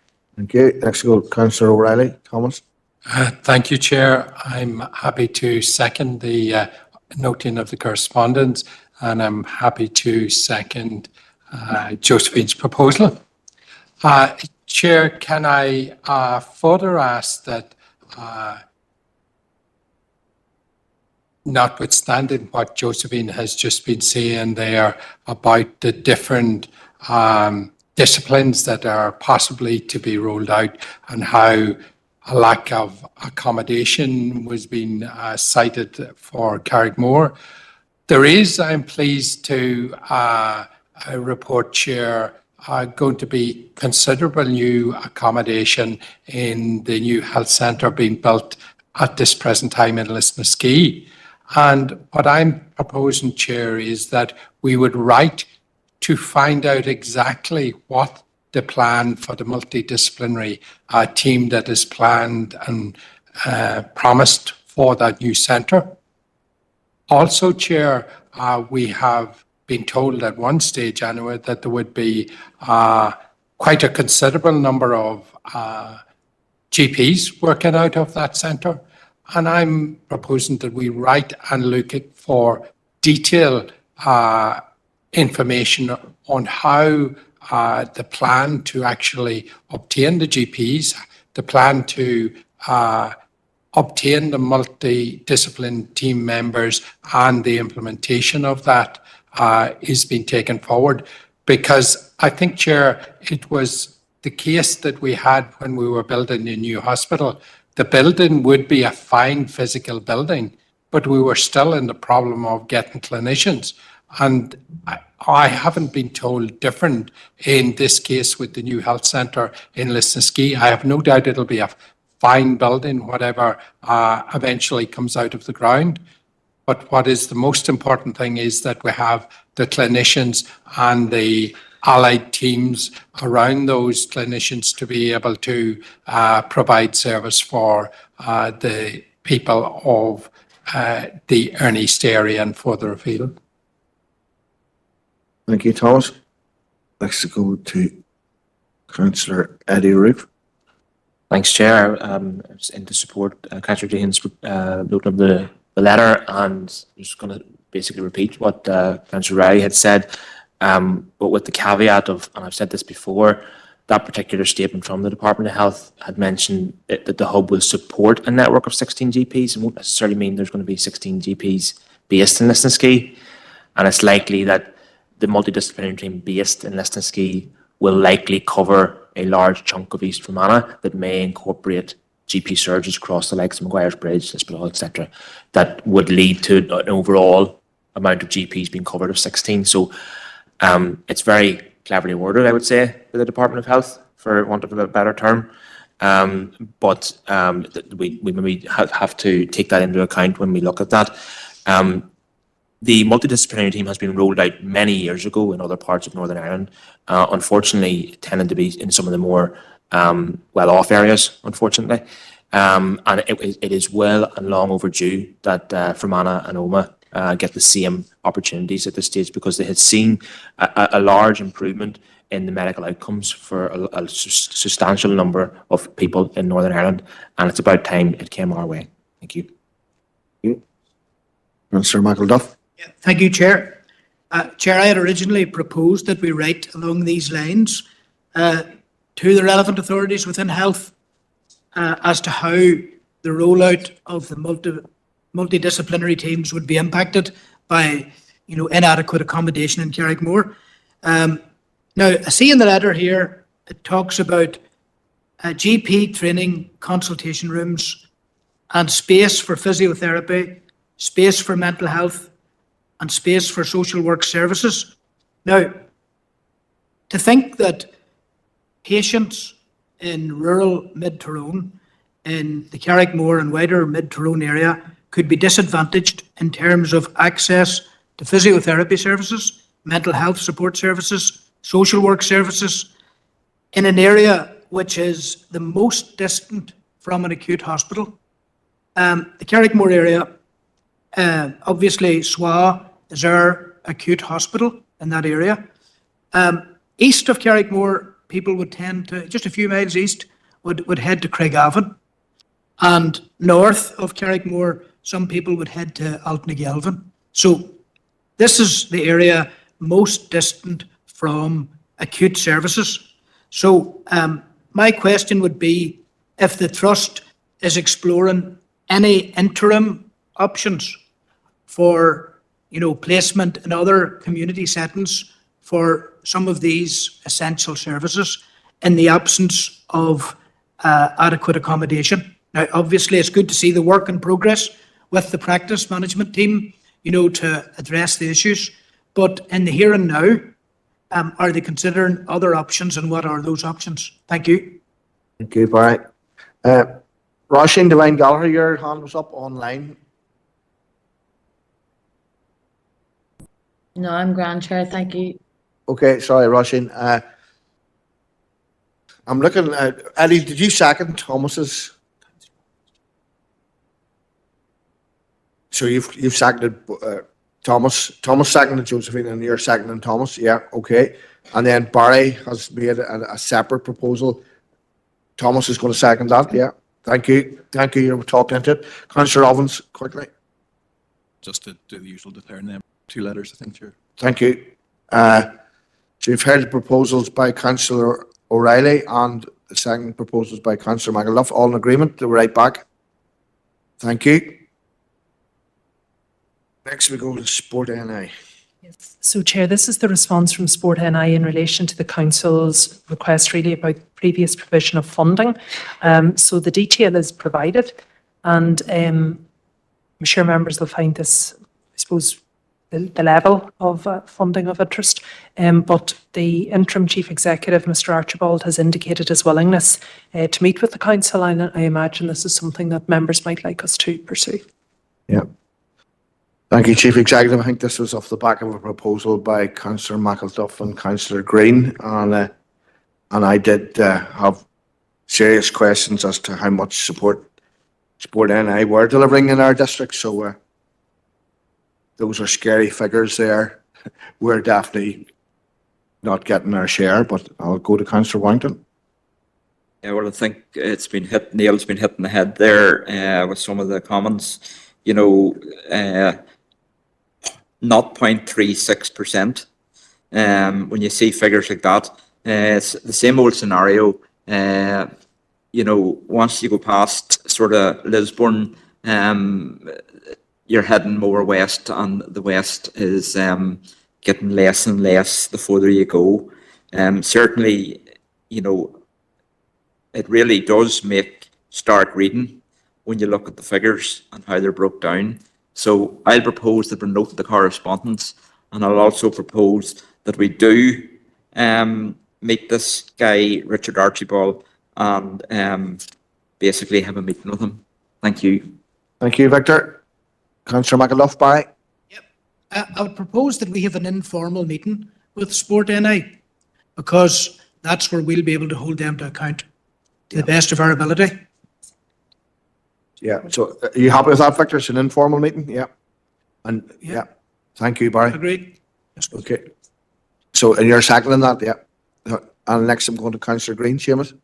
Yeah, and when we say an informal meeting, are we talking about Zoom or in person? Because I would rather we met this gentleman in person, that we could, for the want of a better phrase, eyeball him to when he tells us, you know, or tries to justify these figures, because really these figures are outrageous. Once again, Fermanagh area has been treated maybe not even as second-class citizens, but third-class citizens, if there's such a thing, or even fourth-class citizens, for the scantily amount of money that the Sport NI actually provides across the north. What we get is just outrageous. There's 1 year, 24,000 from the National Lottery out of a almost £7 million budget. You know, this is something we have been trying to, these figures, delve into in the Rural Affairs Committee that would be able to go to Stormont with facts and figures of just how badly the Fermanagh area is treated in general. These figures are stark. They're the same type of figures that the PC21 water and sewerage upgrade that had a couple of £1 billion budget between 2021 and 2027, when we got 0.6% as a council area of the I think it was a £2 or £3 billion budget. It's absolutely outrageous. It needs to be called out. Hopefully we will soon have that report ready in the Rural Affairs Committee to hold these people to account, because at the end of the day we can blame Sport NI or NIW or whoever we like, but the funding comes from Stormont departments in a lot of degrees, and that's where we need to be going with these figures, because we're getting nowhere with these people. We did talk to NIW, we got fogged off by everybody. So we need to put the case ourselves about how badly we're being treated. And I want to thank the council and everyone for getting these figures, and hopefully we'll be putting them together to make a very strong case of why we won't accept this anymore. Thank you, Seamus. Patrick, Councillor Withers. Yeah, thank you, Chair, and I don't like disagreeing too often with my fellow Sinn Féin colleagues here in the council, but on this occasion I think that possibly the Sport NI letter may not be providing the full context. As somebody who's been involved in a sports government body before, I think it's difficult to break that down by geographic location. I think that's maybe indicated in the letter as well. So I'm not sure those figures are as accurate as what we think they may be in terms of council area. I'd say if we went to every council area or every council in terms of what they get, it may be something similar, apart from maybe the Greater Belfast area where most of the sports governing bodies would be have their headquarters in that. So it may not be as bad as it actually looks now, and certainly there's clear regional imbalance in many areas, but I think on this occasion it may not be as bad as what it's presented there, and I'm surprised it maybe has been presented in that format that it has been by Sport NI, but it may not be as bad. And if we could get clarification, maybe if we had a look at what other council areas have received in terms of the grants, it might paint a clearer picture, or it may prove Councillor Green correct, but sure, we'll see. Thank you, Chair. Okay. Councillor Mahan. You, Chair, and agree with the comments being made so far, and again look forward to get more clarifications that's been requested there. It's just the same old story, no investment in the West, nothing new there. I think they have a great opportunity now to level up the playing field here and put a good chunk of money towards our Lakeland Forum. I think that'd be a great way for them to bring us back in good standing with them. Maybe have we looked at that, Chair? Maybe we could look at that to see what funding's potentially there for that. Thank you. Yeah, Chief Executive will come back to that then. Councillor O'Reilly. Chair, and while the figures are very, very low, and whether Patrick's point of view there is right or not, I suppose maybe at the meeting we'll find out. But it would be interesting to understand out of how many grants were applied for. What was the, over those amount of years, what was the total amount of money applied for? And where does that give us a better understanding then as to, because I can well imagine that somebody will come along, whether it's the aforementioned gentleman or not, and say, well, you didn't apply for X, Y, or Z. And it'd be interesting if we could have that information in advance of our meeting. Yeah, thank you, Thomas. And Barry, you looking back in again? Yep, Chair, just the absence of capital grants from Sport NI that used to exist more than 10 years ago is such a telling absence. And across all the sporting codes, you'll know it yourself from a rugby point of view, Chair, that it's impossible to get money from Sport NI for major capital developments. And 10, 15 years ago, it was possible. And it was really, really important. Now, the reason that we need to meet these people is we've met the Arts Council, and I've great respect for them individually, you know, as champions of the arts, but it's largely in the Greater Belfast area. And even when you meet the likes of the Arts Council and you make your case about regional imbalance, they don't get it. They simply don't get it. They'll say, see attached their e-sign, and you read the e-sign, every single article in it is about something in Belfast or Lisburn. Every single article. And at the end of that 1 hour informal meeting, at 59 minutes mark, you say to yourself, where do we move now?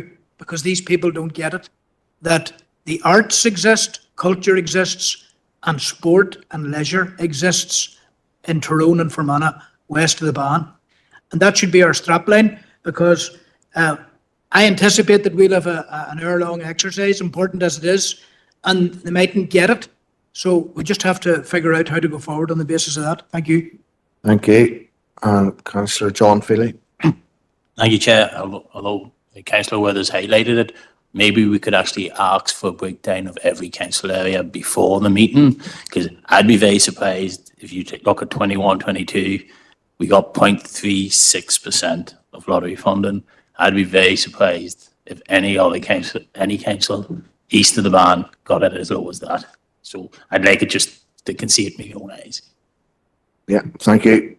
Patrick? Sorry, I'll let you in briefly. Thanks for letting me in again there, Chair. Just to clarify, it's my understanding that largely these grants will be going directly to the sports governing bodies.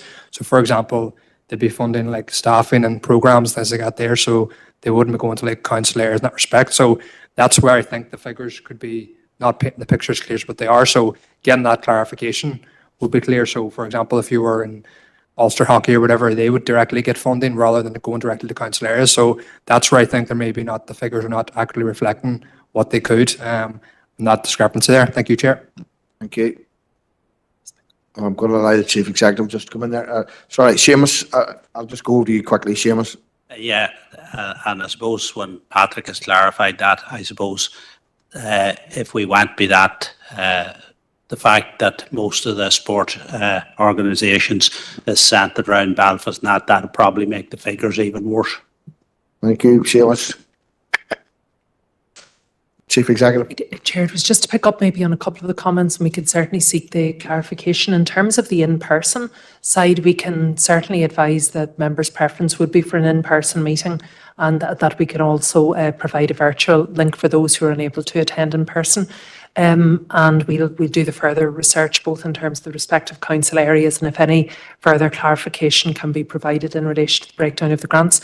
But it was just a point, Chair, that Councillor Green had made in relation to the work of the Rural Affairs Subcommittee, which we are progressing. But given that it has taken, obviously our Agriculture Liaison Group was at an advanced stage both in its research and its information, it probably took quite a number of months to get from an invitation to committee. And it may be that if this is something that members are minded to do by way of advocacy, that we actually get those requests in to the respective committees and ministers while we're building the evidence base, because I imagine even with a fair wind, we're probably talking about the end of the year before we would be accommodated, just with Stormont existing schedules and breaks and so on. So that may be worth considering. Seamus, I'm going to let you in quickly. Yeah, I would say that's a very good point, and I would propose accordingly. Thank you. Looking a seconder there, Councillor Robinson. Thank you. All in agreement? Thank you. Thank you, Chair. So our next item of correspondence is from the Electoral Office, and I think the Chief Electoral Officer may already have communicated this to members, but I suppose the key paragraph is really the fourth paragraph down, Chair. As part of their ongoing moving towards online systems, after the 9th of May, the Electoral Office will no longer accept walk-in visitors who wish to register to vote or apply for an electoral identity card, and instead visitors will be directed to the online system. But paper application forms will be provided for those who can't proceed online. But also to advise then that if councillors are seeking to verify applications, you must do so from your official councillor email address. So that's just for noting, Chair, please. Okay. Councillor John Feely. Seconder, Councillor Roy Crawford. All in agreement? Chair, we did have two items of other... Oh, sorry. Okay, sorry, Councillor O'Reilly. Sorry, if you give me a little attitude, Chair, just when we're talking about the electoral ID. It wouldn't be the equipment we were supposed to? Yes, it is that set equipment, Chair. I was talking about, thank you. Yes, we have that up and working and functioning there. I'm just looking a little bit of, we had tried to find out from the Electoral Office how many people use it, and this don't seem to be, at least they had told us initially, give us any information as to the usage of it. And I'm just wondering, is there any way with the use of modern technology getting ever better that we could look for the Electoral Office to update the kiosks that could provide us with some general information as to their usage? A lot of other things out there we can collate the usage of it. And I suppose it's on the basis of trying to establish where are the most important sites to be able to facilitate our citizens to use this piece of equipment. No point in having them if they're not being able to be used to their best advantage, Chair. Thank you. Chair, we could certainly follow up. I know just from our own staff observations in the venues that we've had them, the throughput would be low enough, but we can certainly check that from the electoral office more formally. Seconder, maybe just Somebody second that there from Councillor O'Reilly. Councillor Philly, John, thank you. All agreement? Thank you. So, Chair, I was just going to note we did have 2 other items of correspondence, but both were dealt with in the course of the agenda. So that concludes the correspondence. Thank you. Okay. So next we go to item 21, consider delegation of council powers to the following committees. So it's the Regeneration and Community Committee. And we're looking at one item, consultation on the SEA environmental report for the proposed ammonia strategy and revised operational protocol, consultation on the update, it's a lot of words, update on the proposed ammonia strategy and revised operational protocol, including SEA environmental report. It's not good. Proposed by Councillor Deacon and seconded by Councillor Robinson. All agreement? Thank you. Okay. So with 3 motions, it's only 10 to 9.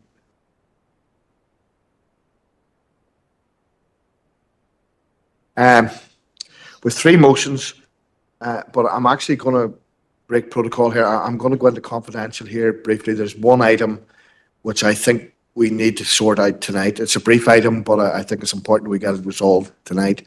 So just on the safe side, in case I'm not expecting absolute pandemonium with the 3 motions, but you never know, I could lose control of the meeting at some stage. So we're going to go into confidential, if you don't mind, Victoria. Thank you.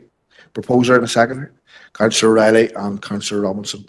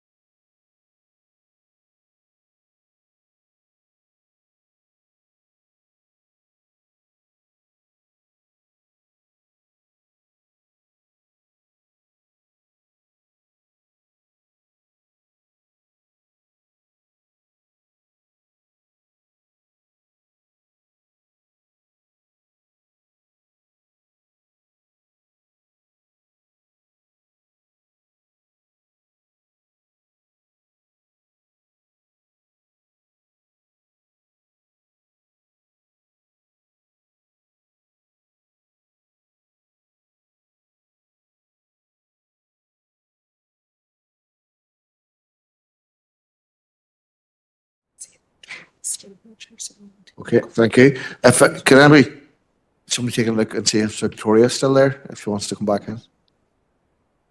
Thank you.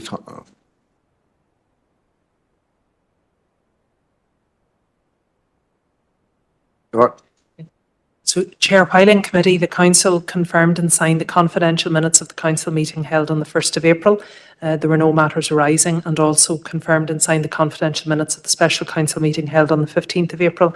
And again, there were no matters arising, and also confirmed the confidential minutes of the Planning Committee held on the 19th of March and the Policy and Resources Committee meeting held on the 9th of April and 6th of April, and no matters arising from either. Council also considered response from the Minister of Health regarding the Code of Conduct for Special Advisors and agreed a course of action in relation to this, and also received an update in relation to a lands matter. Okay, so Councillor Deehan and Councillor Robinson, all in agreement? Thank you.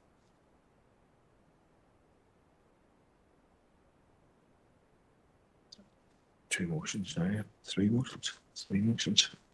Okay, so with three motions here, so we'll go with the first one. So Councillor Withers, good jobs, employment rights legislation. So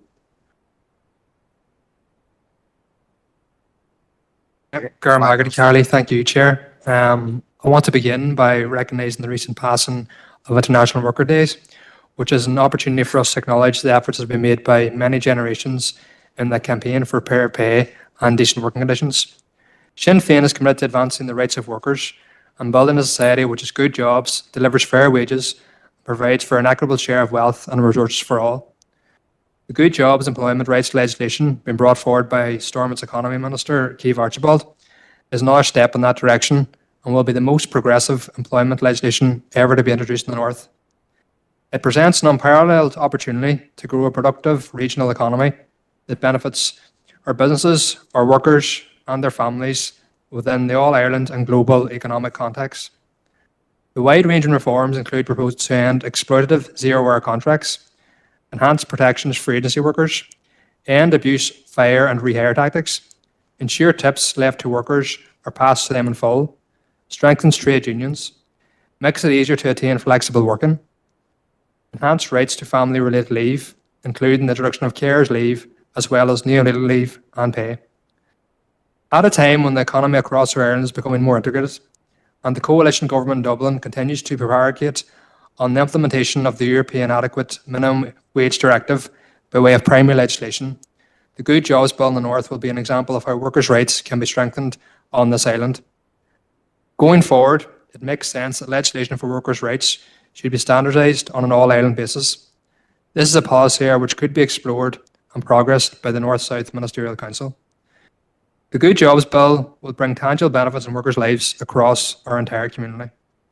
Workers' rights transcend the historic community divisions that have been exploited in the past and hampered political, social and economic progress.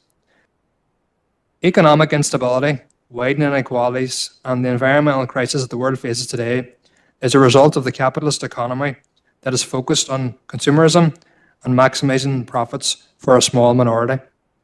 There is an alternative, and that is an economy that brings an end to the exploitation of one human being by another, enables greater democracy for workers, ensures a fair and equal distribution of wealth, prioritises meeting the basic needs of everyone while also protecting our environment.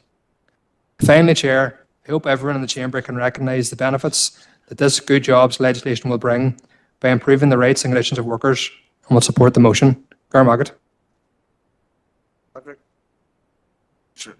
Councillor McCann. Yeah, thank you, Chair. Happy to second this motion, which, if it's passed, lays down this Council's corporate position on the rights of workers, endorsing strong progressive workers' rights legislation, recognising that sustainable regional economic development should be underpinned by the rights of workers, and says clearly that the workforce inequalities needs to be eradicated.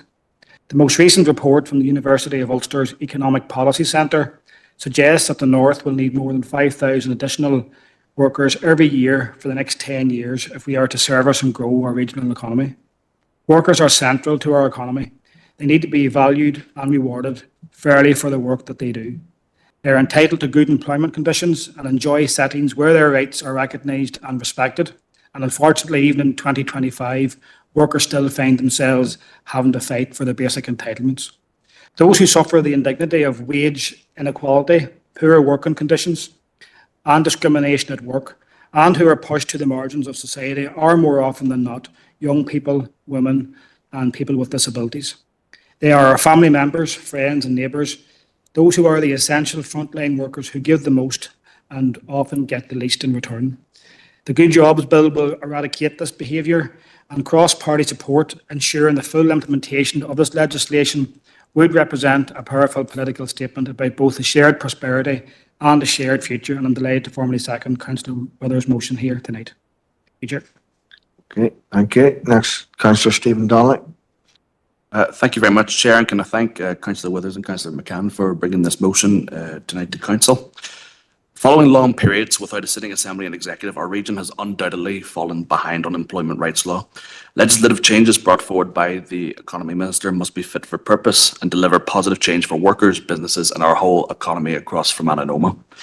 Alliance has been to the forefront of proposing positive change to the proposals, including strongly advocating for flexible working, pushing for the regulation of 0 hours contracts and lobbying for positive working relationships between businesses and trade unions. Our economy spokesperson, Kate Nicholl-Emily, has also pushed for paid carers leave to be included within the bill, and Alliance would urge the Minister to clarify when paid carers leave will be delivered in Northern Ireland. Alliance welcomes the direction of travel that this bill sets, but the ultimate test will be in implementation and how this delivers for workers and our wider economy, and we hope that it will succeed in this regard. And on that notion, Chair, we support the motion as stated. Thank you. Next, go Councillor David Martin. Thank you.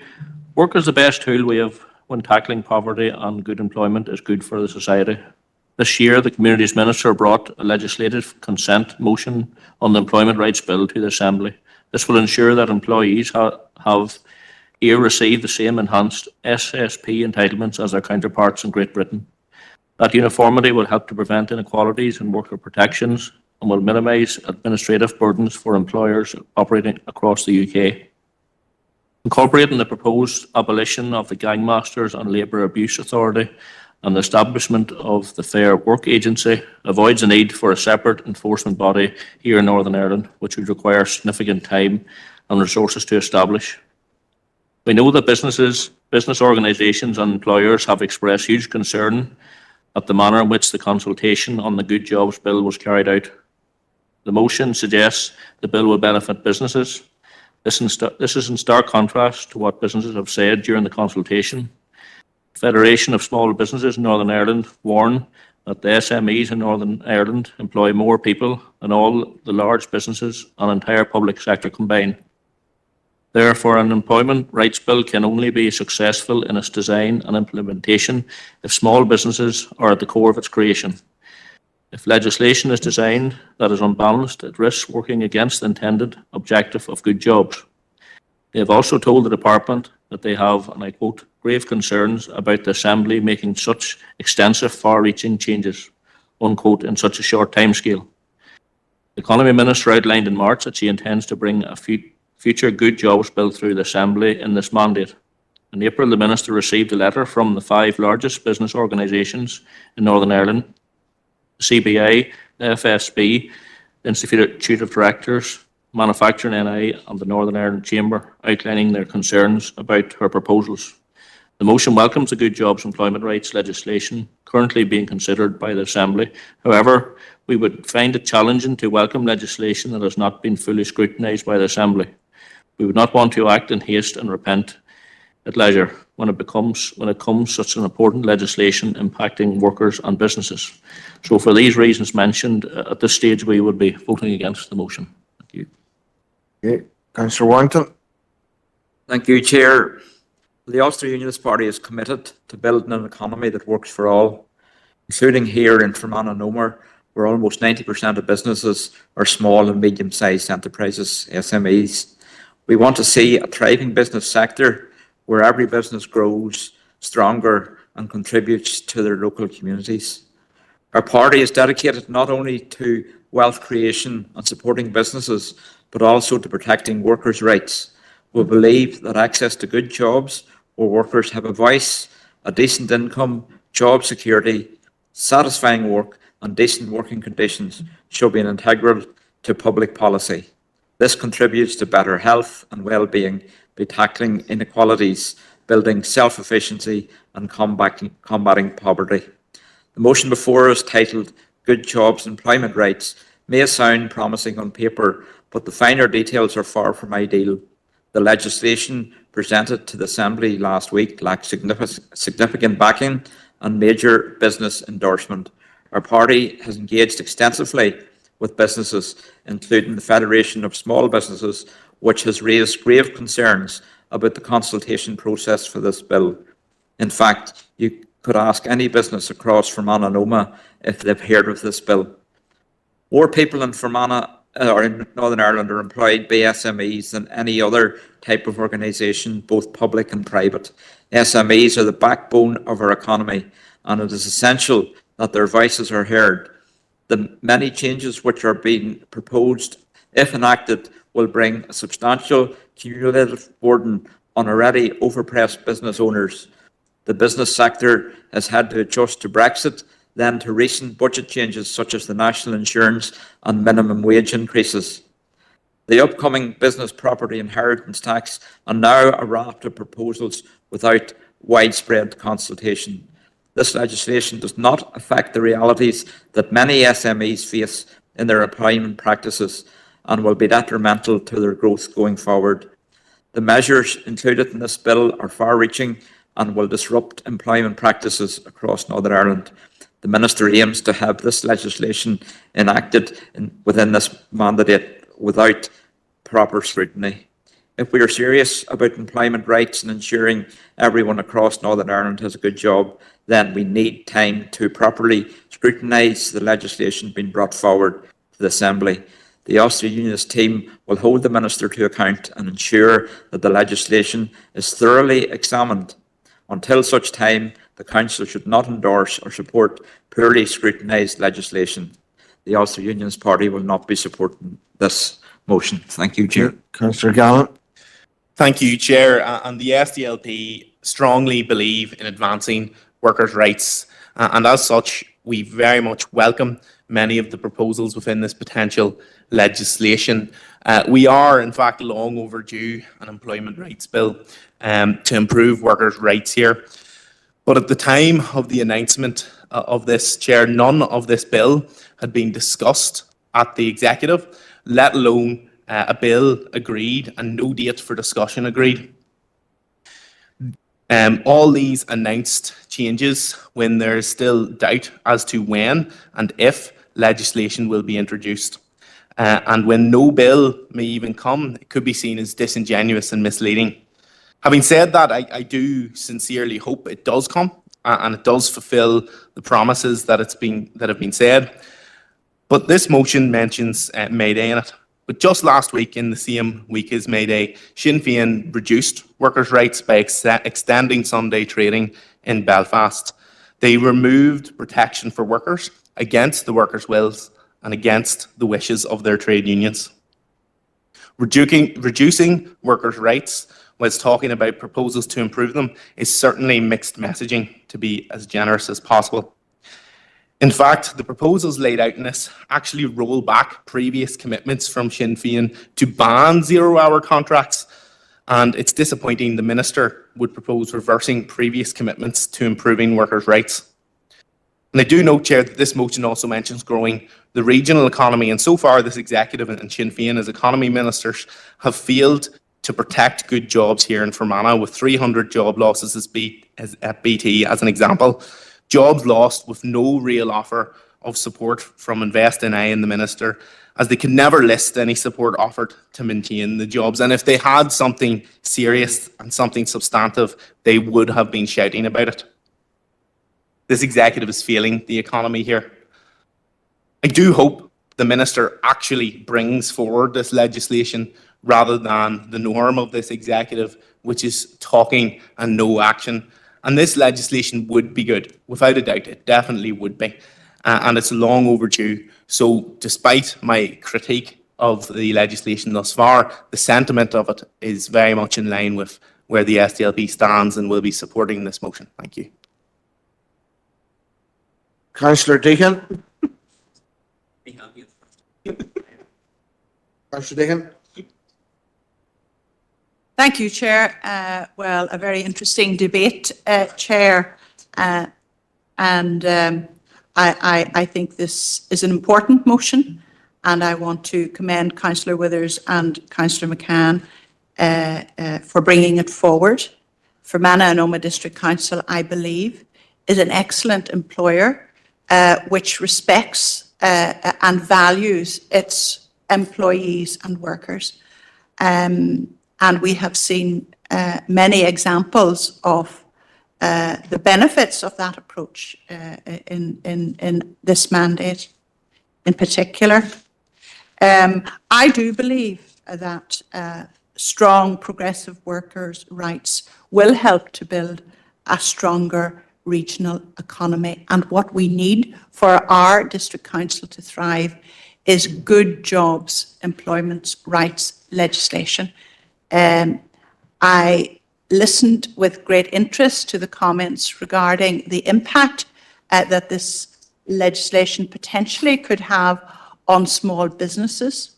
But I believe that workers' rights cannot be held ransom to the needs for businesses to make profits. I think it's a mutually beneficial relationship.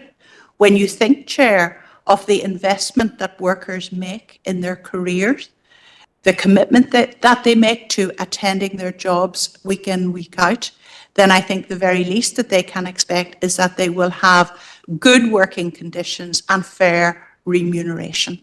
And I think that in any progressive society, that is the way forward.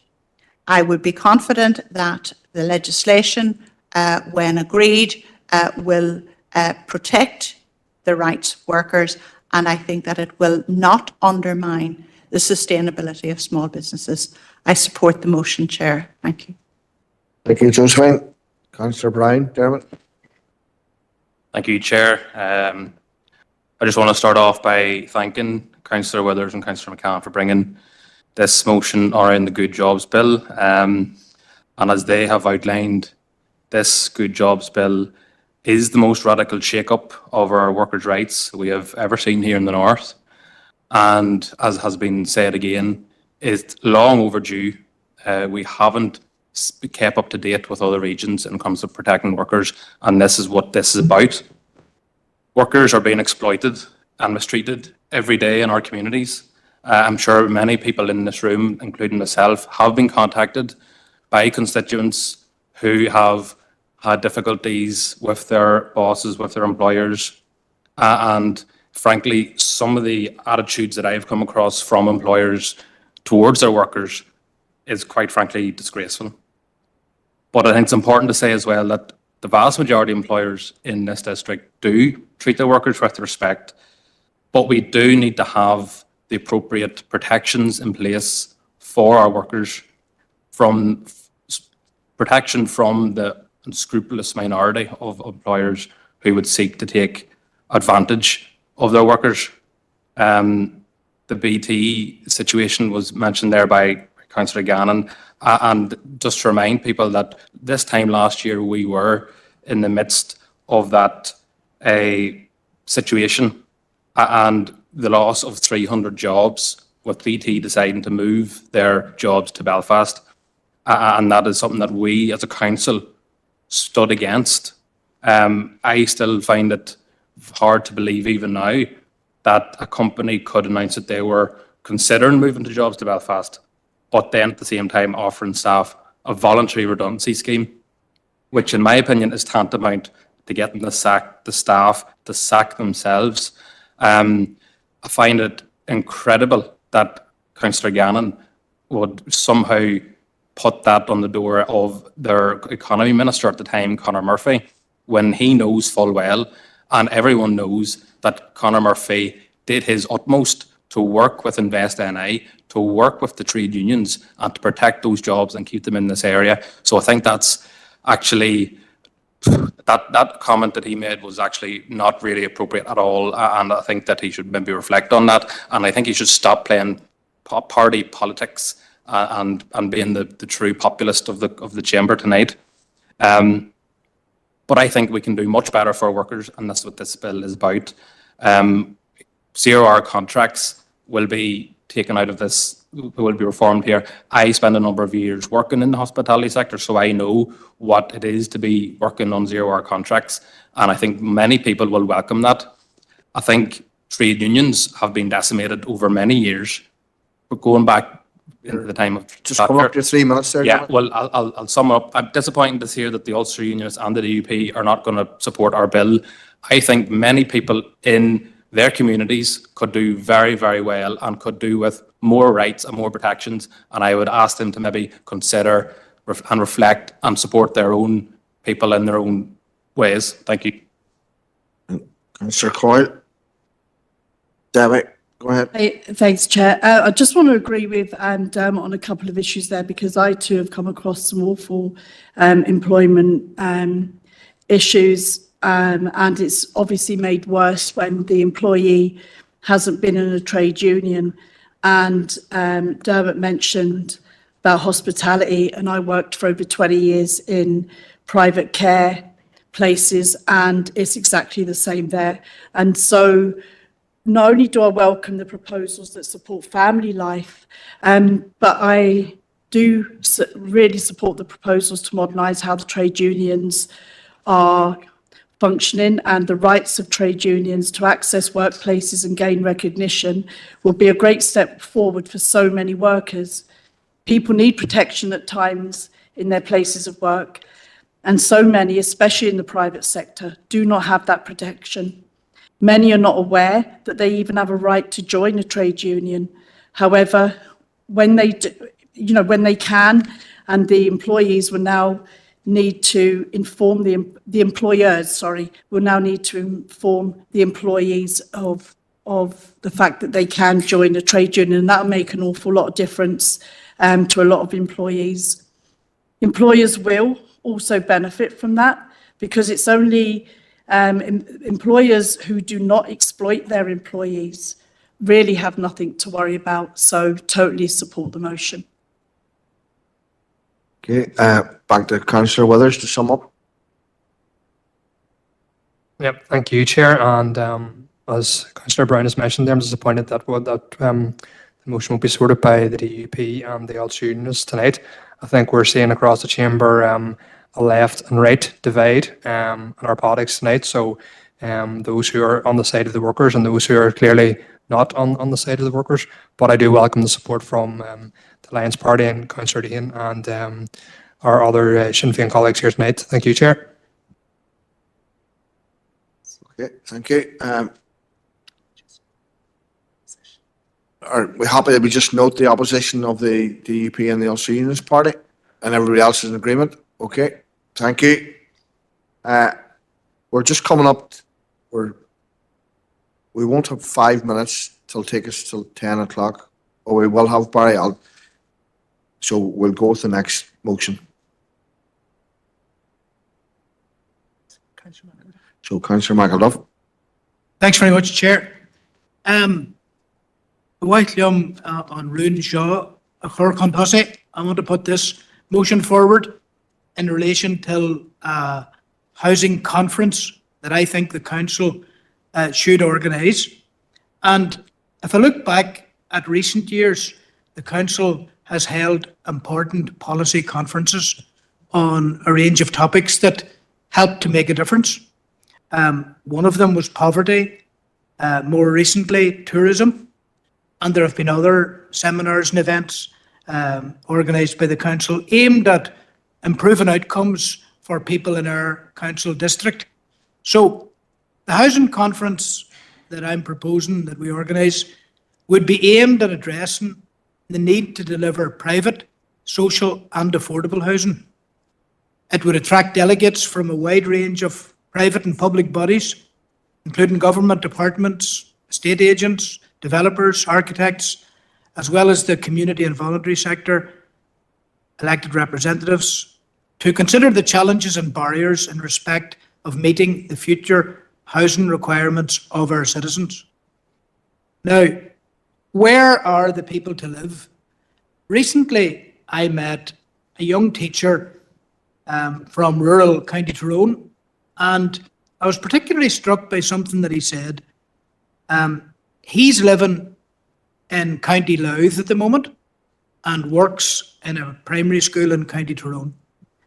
And he said, we can get any job we want, but we cannot build a house. That's what he said. And it struck me as a strong statement. And social displacement is taking effect.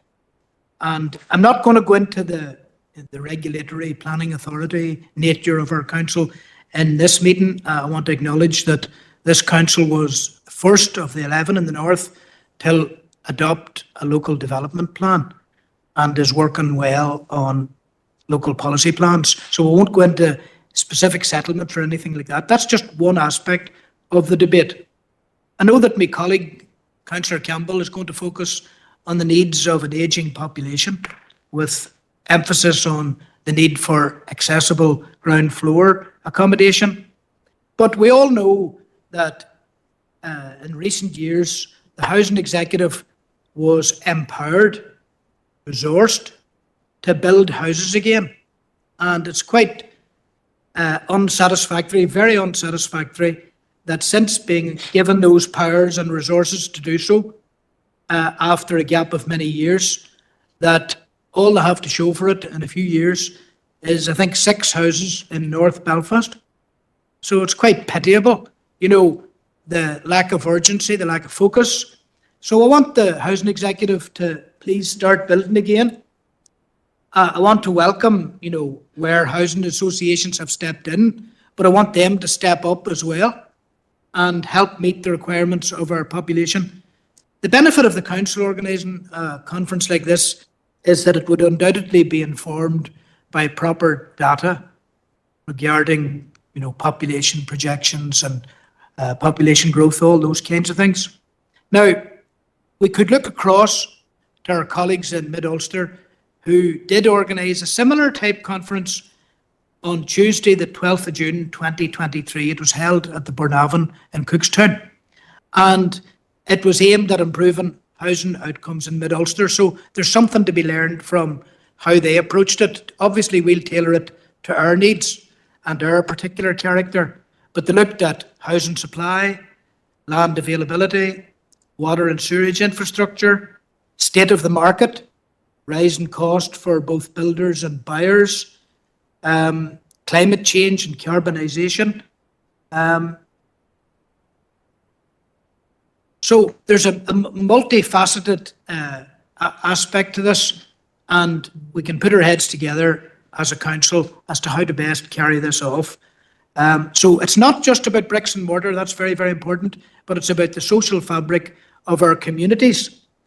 And it's about making sure that there isn't social displacement either, that our people have somewhere to live locally. And let's look at the barriers, let's look at the challenges, let's look at the opportunities. Thank you, Chair. Thank you. I'm looking at a proposal that we continue the meeting for 30 minutes. I believe if we cooperate, there's no point in coming in if you're going to second this this motion and go for a full 3 minutes. So if councillors are prepared to give this the nod and push it through, we can do it in half an hour. So proposer, Councillor John Feely, and seconder, Councillor Roy Crawford. So Councillor Glenn Campbell, second the motion. Thank you, Chairman. I suppose, as Councillor McAuliffe has outlined, you know, housing is a matter of huge importance to the citizens of our district, and it affects people in all stages of life, whether it be young people trying to get on the property ladder, older people wanting to downsize, maybe after children have left home, maybe a person who's suffered ill health and is seeking a house that supports their changing needs, or families seeking to accommodate a relative in their own home to provide support to them as they grow older. I know that that's something which many families will be considering. It's something many of us, including myself, will be familiar with. An elderly grandparent, in my case, living in my home when I was a child, and many families will seek to bring elderly relatives into their home to support them in later years. So housing and accommodation is crucially important to people. And I suppose we're aware that we have an aging population, and that's a very positive thing. Our aging population is also considered in terms of our impact on the health service. However, it also has an impact on our housing requirements. In fact, health and housing are very much related, as I've said. And if we are to support independent living for our aging population, suitable housing is a matter that should be high on our agenda. Many families would certainly want to think that when necessary, if a person can live independently, that there'll be a suitable house for them to live in, which isn't the case for many. Ground floor accommodation, as Councillor McDuff has said, sort of is one of the criteria that many are seeking. So there are, of course, a multitude of other areas that should take focus in the conference, and bringing the experts together from across the different fields and different disciplines and departments will be hugely beneficial. So I'm happy to formally second Councillor McAduff's proposal, Chair. Thank you. Next, we'll go to Councillor Crawford. Thank you, Chair. Well, I'd like to thank both Councillors McAduff and Campbell for bringing this motion forward this evening. I and my party broadly have no issue in supporting both the motion and the concept of a housing conference. However, housing is a fundamental cornerstone of individual and family well-being. It underpins not only personal and financial security, but also the broader economic stability of our society. Yet we all know that housing shortages are creating significant hardship.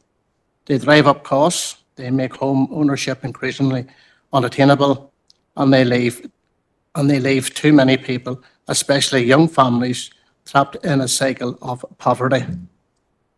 The simple truth is that across Northern Ireland, demand for housing far exceeds supply. And this is not a new problem. It has persisted under successive ministers and across several political parties in the past. We are now dealing with the compounded consequences of decades of under-delivery. Social housing has been neglected, and what are we witnessing today is a crisis exacerbated by inadequate infrastructure, specifically our outdated and overstretched wastewater and sewage systems. According to the Construction Employers Federation, some 19,000 new homes can be built because of the single issue. That is staggering in itself. And to put into context, recent years has seen the lowest levels of house building in Northern Ireland over the last 6 decades. And so while I remain somewhat sceptical that a housing conference in Fermanagh will be the solution we need, I do hope it serves one important purpose: to bring all relevant departments and agencies together, and to make clear that the current state of inaction is simply unacceptable. So we need real leadership, we need delivery, and most of all, we need urgency. And on that basis, the Ulster Unionist Party will be supporting this motion. Okay, next we go to Councillor Adam Gannon. Thank you, Chair, and happy to support this motion. We've had a previous conference in the past, and that was on anti-poverty, and Council hosted that. And I think that might have been Councillor McAduff proposed that again at the time, and it was very successful, without a doubt. And as Councillor Crawford has kind of indicated there, a conference by itself will not fix the issue, but there is genuinely a benefit to getting all the stakeholders together. It'll be useful in helping to understand the main challenges facing development and hear different perspectives as well. I think the main challenge really being faced by not just this district but across the north is wastewater infrastructure, as has been mentioned. For decades, our wastewater infrastructure has been underfunded. We know that, and it's not going to be a quick fix. It's not something that can be fixed overnight because it didn't happen overnight. It happened over a long time, and we do need to see a focus from the infrastructure minister, from the executive, to come together and constructively to work on that. I do think, though, and having spoken to local developers, they see this as the real block to new developments. The fact that wastewater is the way it is means, one developer recently said to me, actually, this will be the last development in Fermanagh for a decade. And that's scary, you know, especially for young people trying to get on the housing ladder. We do need more houses. We just need to look at the price of houses to say that they are very expensive, and we need more to try and address that. I think there's a lot of challenges to come. The housing conference most certainly won't fix it, but hopefully it can get people pulling in the right direction, which would be most certainly beneficial. Thank you, Chair. Okay, Adam, next we go to Councillor Ali Roof. Thanks, Chair. Lions Party do welcome this motion, and the affordability of housing in our area is a huge burden on particularly younger people across the district. There's too many families unable to afford to both save towards a deposit for a house and to pay the ever-increasing rents. This cycle of rent poverty is detrimental to society, as it traps so many people into a position where they cannot plan for the future. Affordable housing allows for citizens of our district to start investing not only in themselves but also the local area, by resulting in a greater level of disposable income. Any conference that gathers all those involved in the local property industry should be welcomed, and all public bodies should attend and actively listen to the concerns and issues. And the true aim of that should be informing decision makers and meeting the housing demand of our district in the future. It's something that's a small gesture perhaps at the start, but hopefully it will actually lead to some progress locally. So we will be supporting this motion. Thank you, Eric. Next we go to Councillor Mark Buchanan. Thank you, Chair, and the DUP will be supporting the motion tonight as well. The need for increased housing supply is now one of the key commitments for the Executive, and this was demonstrated recently by the publication of the new Executive Housing Supply Strategy back in December, and the inclusion of housing as a priority is in the programme for government. This reflects the importance of housing supply for those across NI and indeed in Fermanagh. So we support the motion, Chair. Thank you. Thank you, Mark. Councillor Deacon. Joe. Thank you, Chair. In the interest of time, I keep my comments brief, Chair. Thanks to Councillor McElduff and Councillor Campbell for bringing forward this important motion. I do believe a housing conference organised by this council would be very beneficial. Two quotes stand out for me, which I know to be true. First of all, that the issue of housing is about more than bricks and mortar. It's about the quality of people's lives and the cohesion of our society.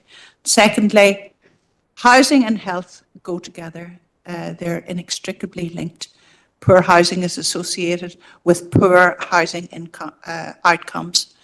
And it's absolutely vital that we as a public body would do all that we can to bring stakeholders together to discuss these important issues and how we can move them forward.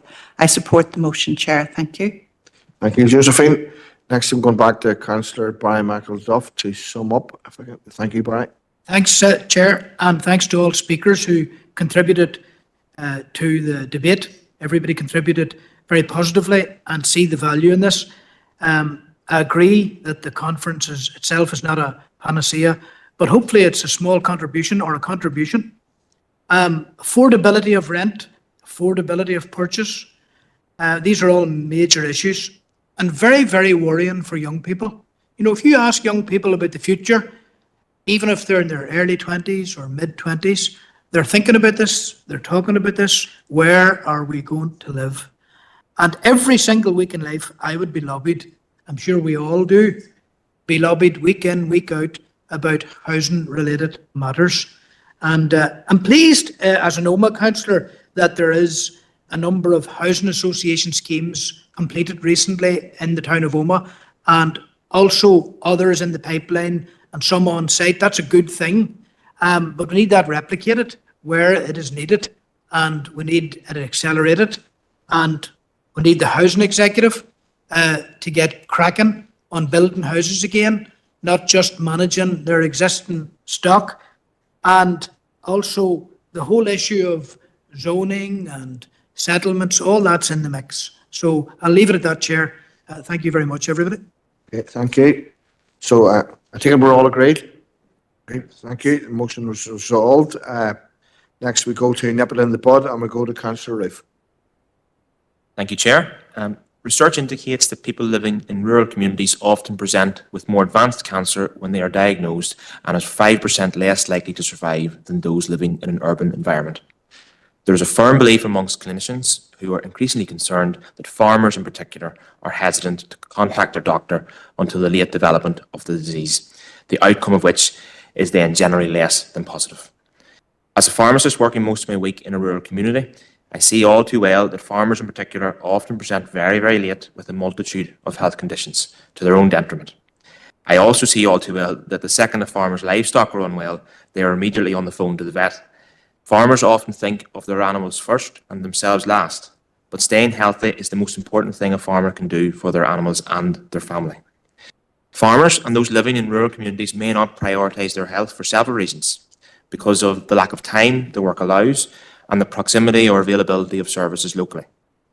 As a result, some of the signs and symptoms of cancer, such as prolonged pains, tiredness and fatigue, can be missed or overlooked, put down to the effects of such a labour-intensive job. The role of a farmer can at times be lonely and a pressured one. Often there is a fear that being unwell will affect their ability to maintain the farm and that the main income stream for the family will suffer. But the failure to address health concerns early can lead to poorer outcomes over time and lead to a bigger impact on a farmer's ability to stay active and involved in farm life. It's important that Council supports this campaign and plays its part in sharing information to assist farmers and people living in rural communities to get checked for early signs of cancer and to be aware of the level of support that is available. Working alongside the Farming Community Network, Macmillan Cancer Support are known nationwide for their excellent care across our community, and their expertise in this field will be invaluable in the delivery of this campaign. The Nip It in the Bud message is designed to encourage members of rural communities to get any symptoms checked. I hope that the Council's support of the campaign will encourage people in the rural areas of melanoma to be more familiar with the early signs of cancer and to take the necessary steps to get checked before it's too late. Good job. Thank you, Eddie. Next go to Councillor Stephen Donnelly. Second. Thank you very much, Chair. Alliance has brought forward this motion calling for action to raise greater attention and identification of early cancer symptoms within farming families and rural residents, because in the first instance, cancer has a devastating impact on families, but also because it has a terrible impact on the social ecosystem that makes rural and farming communities function. My own family struggled with this at the height of COVID-19, when at a time of profound fear and uncertainty, we were struck with my mother's diagnosis of breast cancer. It transformed the lives of our family for quite a long time, as we supported her through a long and painful process of recovery. But thankfully, with her bravery and determination, she reached the other side of recovery and survived. But only, and I stress only, because we were lucky enough to identify her symptoms at a very early stage. Far too often, for too many rural families, that identification is not happening as early as it needs to. Coming from Clannabogan as I do, where if you're not from a farming family, you'll either have friends and neighbours who are farmers. The one thing that you learn from a very young age is how all-consuming agriculture is.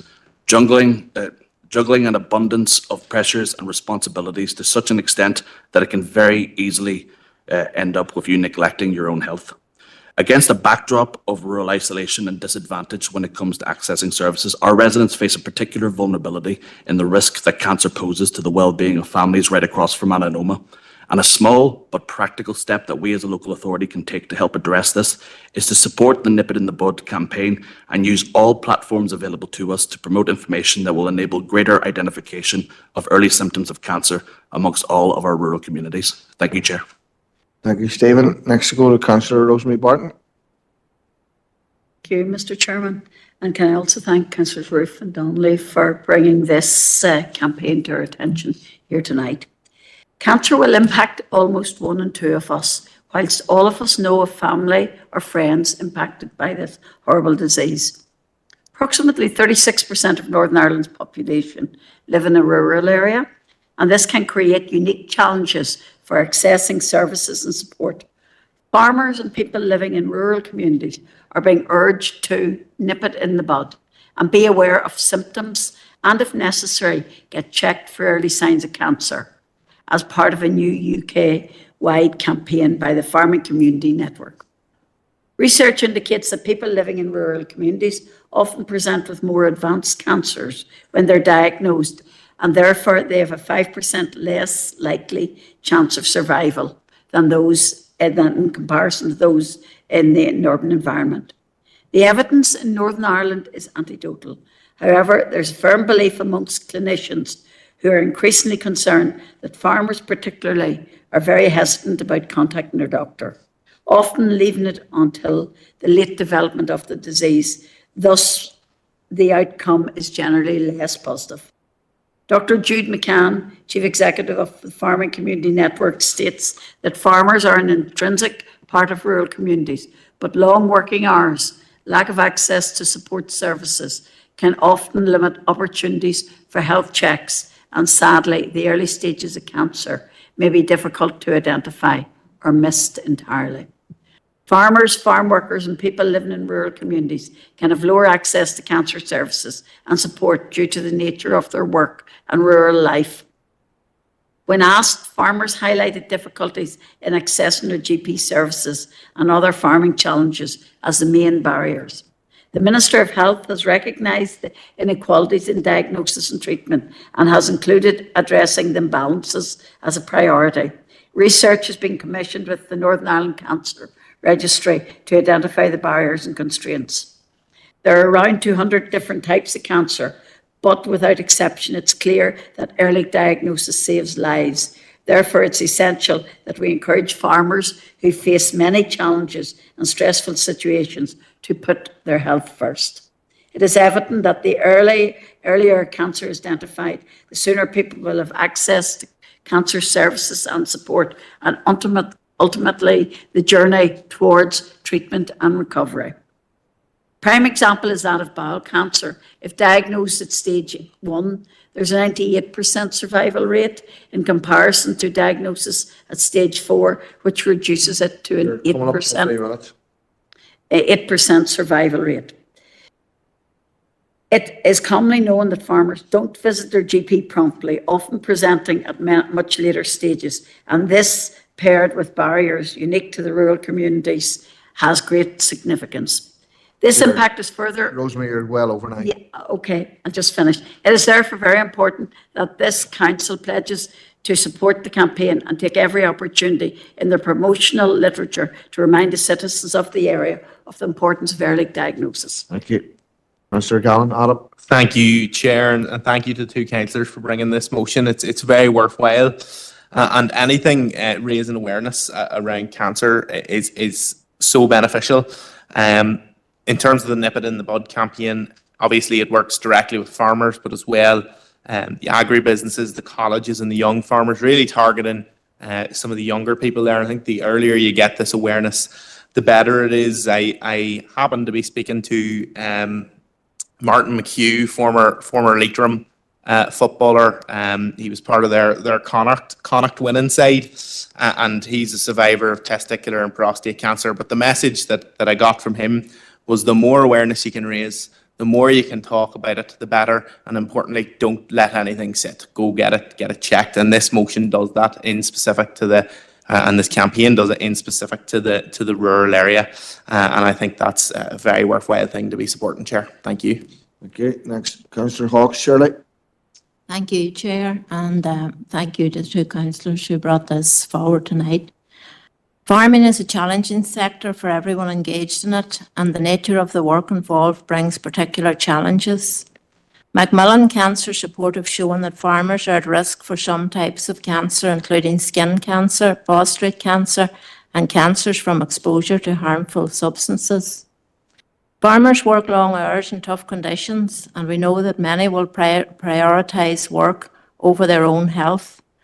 Many physical aches and pains can be seen as being part of the job, and symptoms can be missed in the flurry of work. The sooner people can access cancer information, advice and support, the sooner they can start their journey to recovery and remission. This campaign will help with early intervention and support those living with cancer in our rural community. The partnership approach between Macmillan and the Farming Community Network will help reach more people. It is important that we support this campaign tonight and encourage greater awareness for those facing cancer. Thank you. Thank you. Next we'll go to Councillor Seamus Green. Sinn Féin will be supporting this very good motion from the Alliance Party.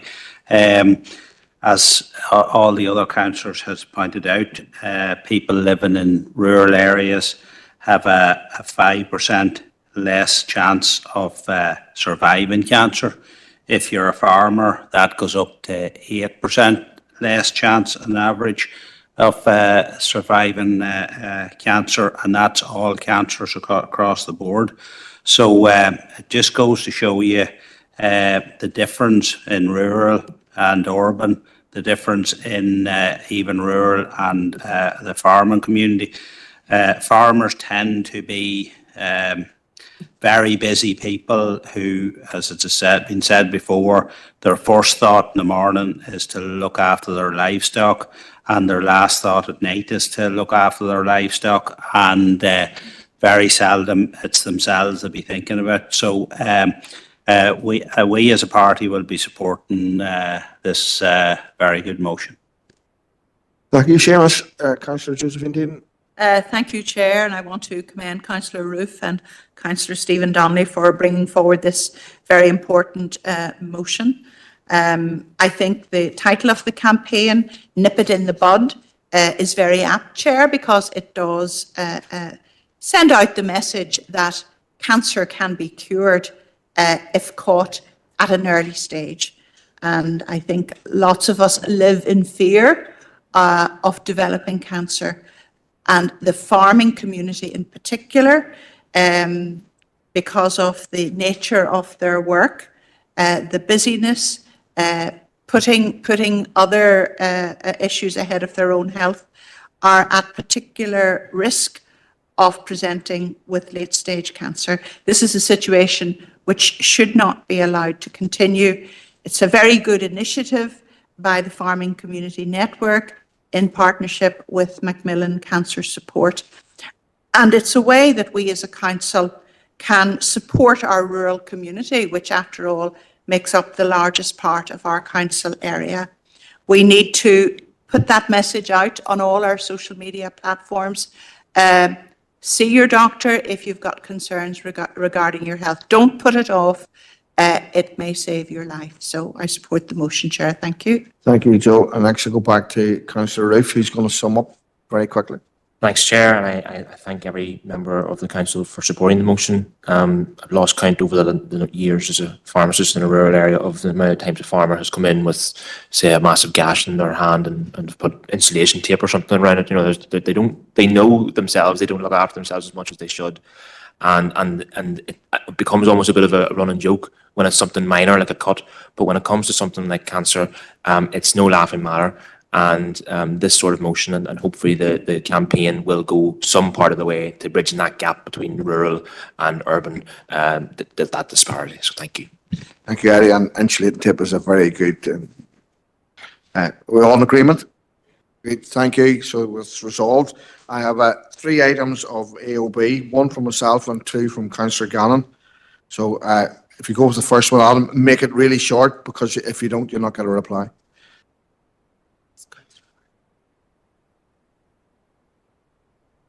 Sorry, that's my fault. Thank you.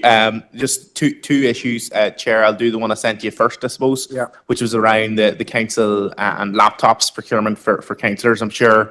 And firstly, I just want to say I trust it was totally done in line with council policy and procedure, without a doubt. But I think it caught us all on the hop nearly. I didn't hear about it until it was someone called me asking for comment on it.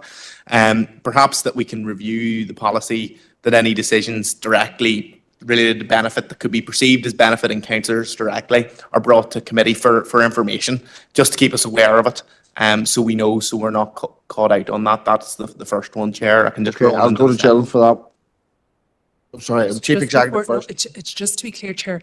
I think two things. Certainly, if there's anything around awareness raising, but it really couldn't be something. I mean, members will have their own views on matters that might impact them or otherwise. In relation to the purchase of laptops, and obviously, I'm very mindful. This particular week, we've had the cybercrime instance in M&S, Harrods, Co-op, and others. It is a core. Not only a requirement of our policy, but a recommendation of good cyber practice and cybersecurity practice for a natural refresh of devices. So this matter was procured in line with the policy, as the member has said, and certainly in relation to IT procurement, I wouldn't be recommending any amendments. I think from our own perspective, it would be difficult for us to identify items that may be perceived as sensitive to members or that there would be a perceived benefit from. Okay. Go ahead to your next one, Adam. That's fair enough, Chair. Appreciate the response. The other one is an ongoing signal issue that's been going on for over a year now with O2 in the Cashel area between Garrison and Belcoo. They're assessing that it's fine, but at times it's poor and no signal. And just to propose that we write to O2, because there's been back and forth between their customers and myself and them to no joy, to raise the issue and ask that they address the signal issues as soon as possible. Thank you. Okay, I'm looking at a seconder for that. Councillor Anthony Philly, thank you, Anthony. And on the third item, I'm sorry for West Tyrone councillors, but I'm bringing this one up. I've been spoken to by a number of residents at George's Terrace in Dromore, and they're saying traffic are coming down the old Creamery Road so fast that they crash into the roundabout, and that's becoming, I'm sure Dromore councillors will agree with me. I'm asking that we write to the DFI Roads OMA and ask that they have a serious look at some method of slowing down traffic on the old Creamery Road. This is affecting residents there. I see Colette there, come in there quickly. You probably have more information up than me. I've spoken to DFA, Tracy Bratton and Traffic Cameron and PSNA on this. That and another couple of okay, so it is in hand then? It is. Okay. Right. Right. We don't need to send them a reminder? You can. Right, okay. So second that then. All right. Thank Thanks. you. All in agreement? Thank you. Thank you, everybody. It's 22:27. Thank you. And this is the last meeting where I'll be beating the line now to you all, hopefully. Thank you.